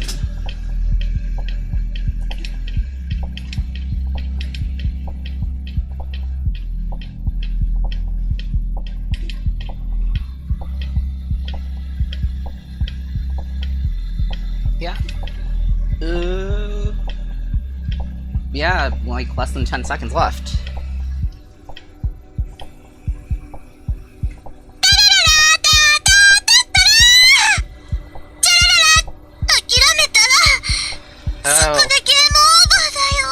This is still something I haven't fixed where, like, she celebrates, but then, like, I think that the error sound is tripping for some reason when it shouldn't be, so then in the middle of celebrating that she finished the print, she starts crying, but yeah, she yaps again, yay! Yeah, she works. We did it. Now I need to figure out what's wrong with that one motor, why it's not spinning. But I'll do that another time. But yeah, we got her working. Macros. Print success. Yay! Cool. Well, I guess that's the stream. Yeah, we did it. We made her yap again. And now she is extra cute. Cool. Well, let's see. Let's go to office view, because that's a good view for yapping. Yeah. Okay, so we did it. She can talk now.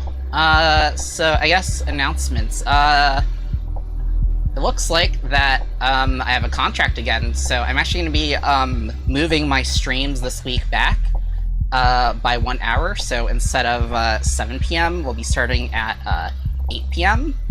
and 8 p.m. Central Time, that is. And what else? Oh yeah, so on Tuesday, I'm gonna actually be going over all of the functions of my custom mocap system. Like, let's see, can you see this? Yeah, that's my left hand. Yeah, so I have like props. Let's see what else I can do. I can like manually change my face. Oh, that looked horrifying actually. Yeah, those teeth are horrifying. You need to fix that. But yeah, I can like manually change my face now. But yeah, now we're going back to the iPhone face cap control. I can like change outfits and stuff. There's lots of features on this. I can make my lights purple. But yeah, the stream. Let's see. Oh, why am I holding a rod or something? Let me get rid of that. Okay, cool. Yeah, I have hand tracking, but you don't see that right now. I think I fixed the automatic chair. Yeah! I have my automatic chair again. But yeah, so Tuesday we're gonna be going over the features of Pearl Graphics, which is my completely custom Unity-based mocap system. And then yeah, I'm gonna be yapping about that. And then on Thursday, I'm going to be doing a breakdown of all of my fights from this year with Injection. I believe that's 25 fights total. But yeah, we're going to watch every single one, because when I did that teardown of her for I think my first stream after debuting, I only showed like some select fights that like they weren't even her best fights. It was just more so these are the fights that led to changes in her design. But yeah, that's a thing. And then I was hoping on Sunday that I'd be able to premiere the, what's it called? Just a long form video of how Injection's custom software works. But, I'm not sure if I actually have time to do that, since I have a full-time contract starting pretty suddenly, on, what's it called? I have that new contract starting literally tomorrow. I only found that out a couple hours ago. So, yeah, that's cool. I'll let you know if I do make progress on that video, or if it's gonna have to be some other time. But I'm not able to stream on Sunday, so that's why I was gonna do a video premiere instead. But yeah, alright, yeah, thanks for tuning in. Thanks to the new subscribers. I see you, Ashley. Yeah, gonna go end the stream. We did it. Okay, logging off. Bye.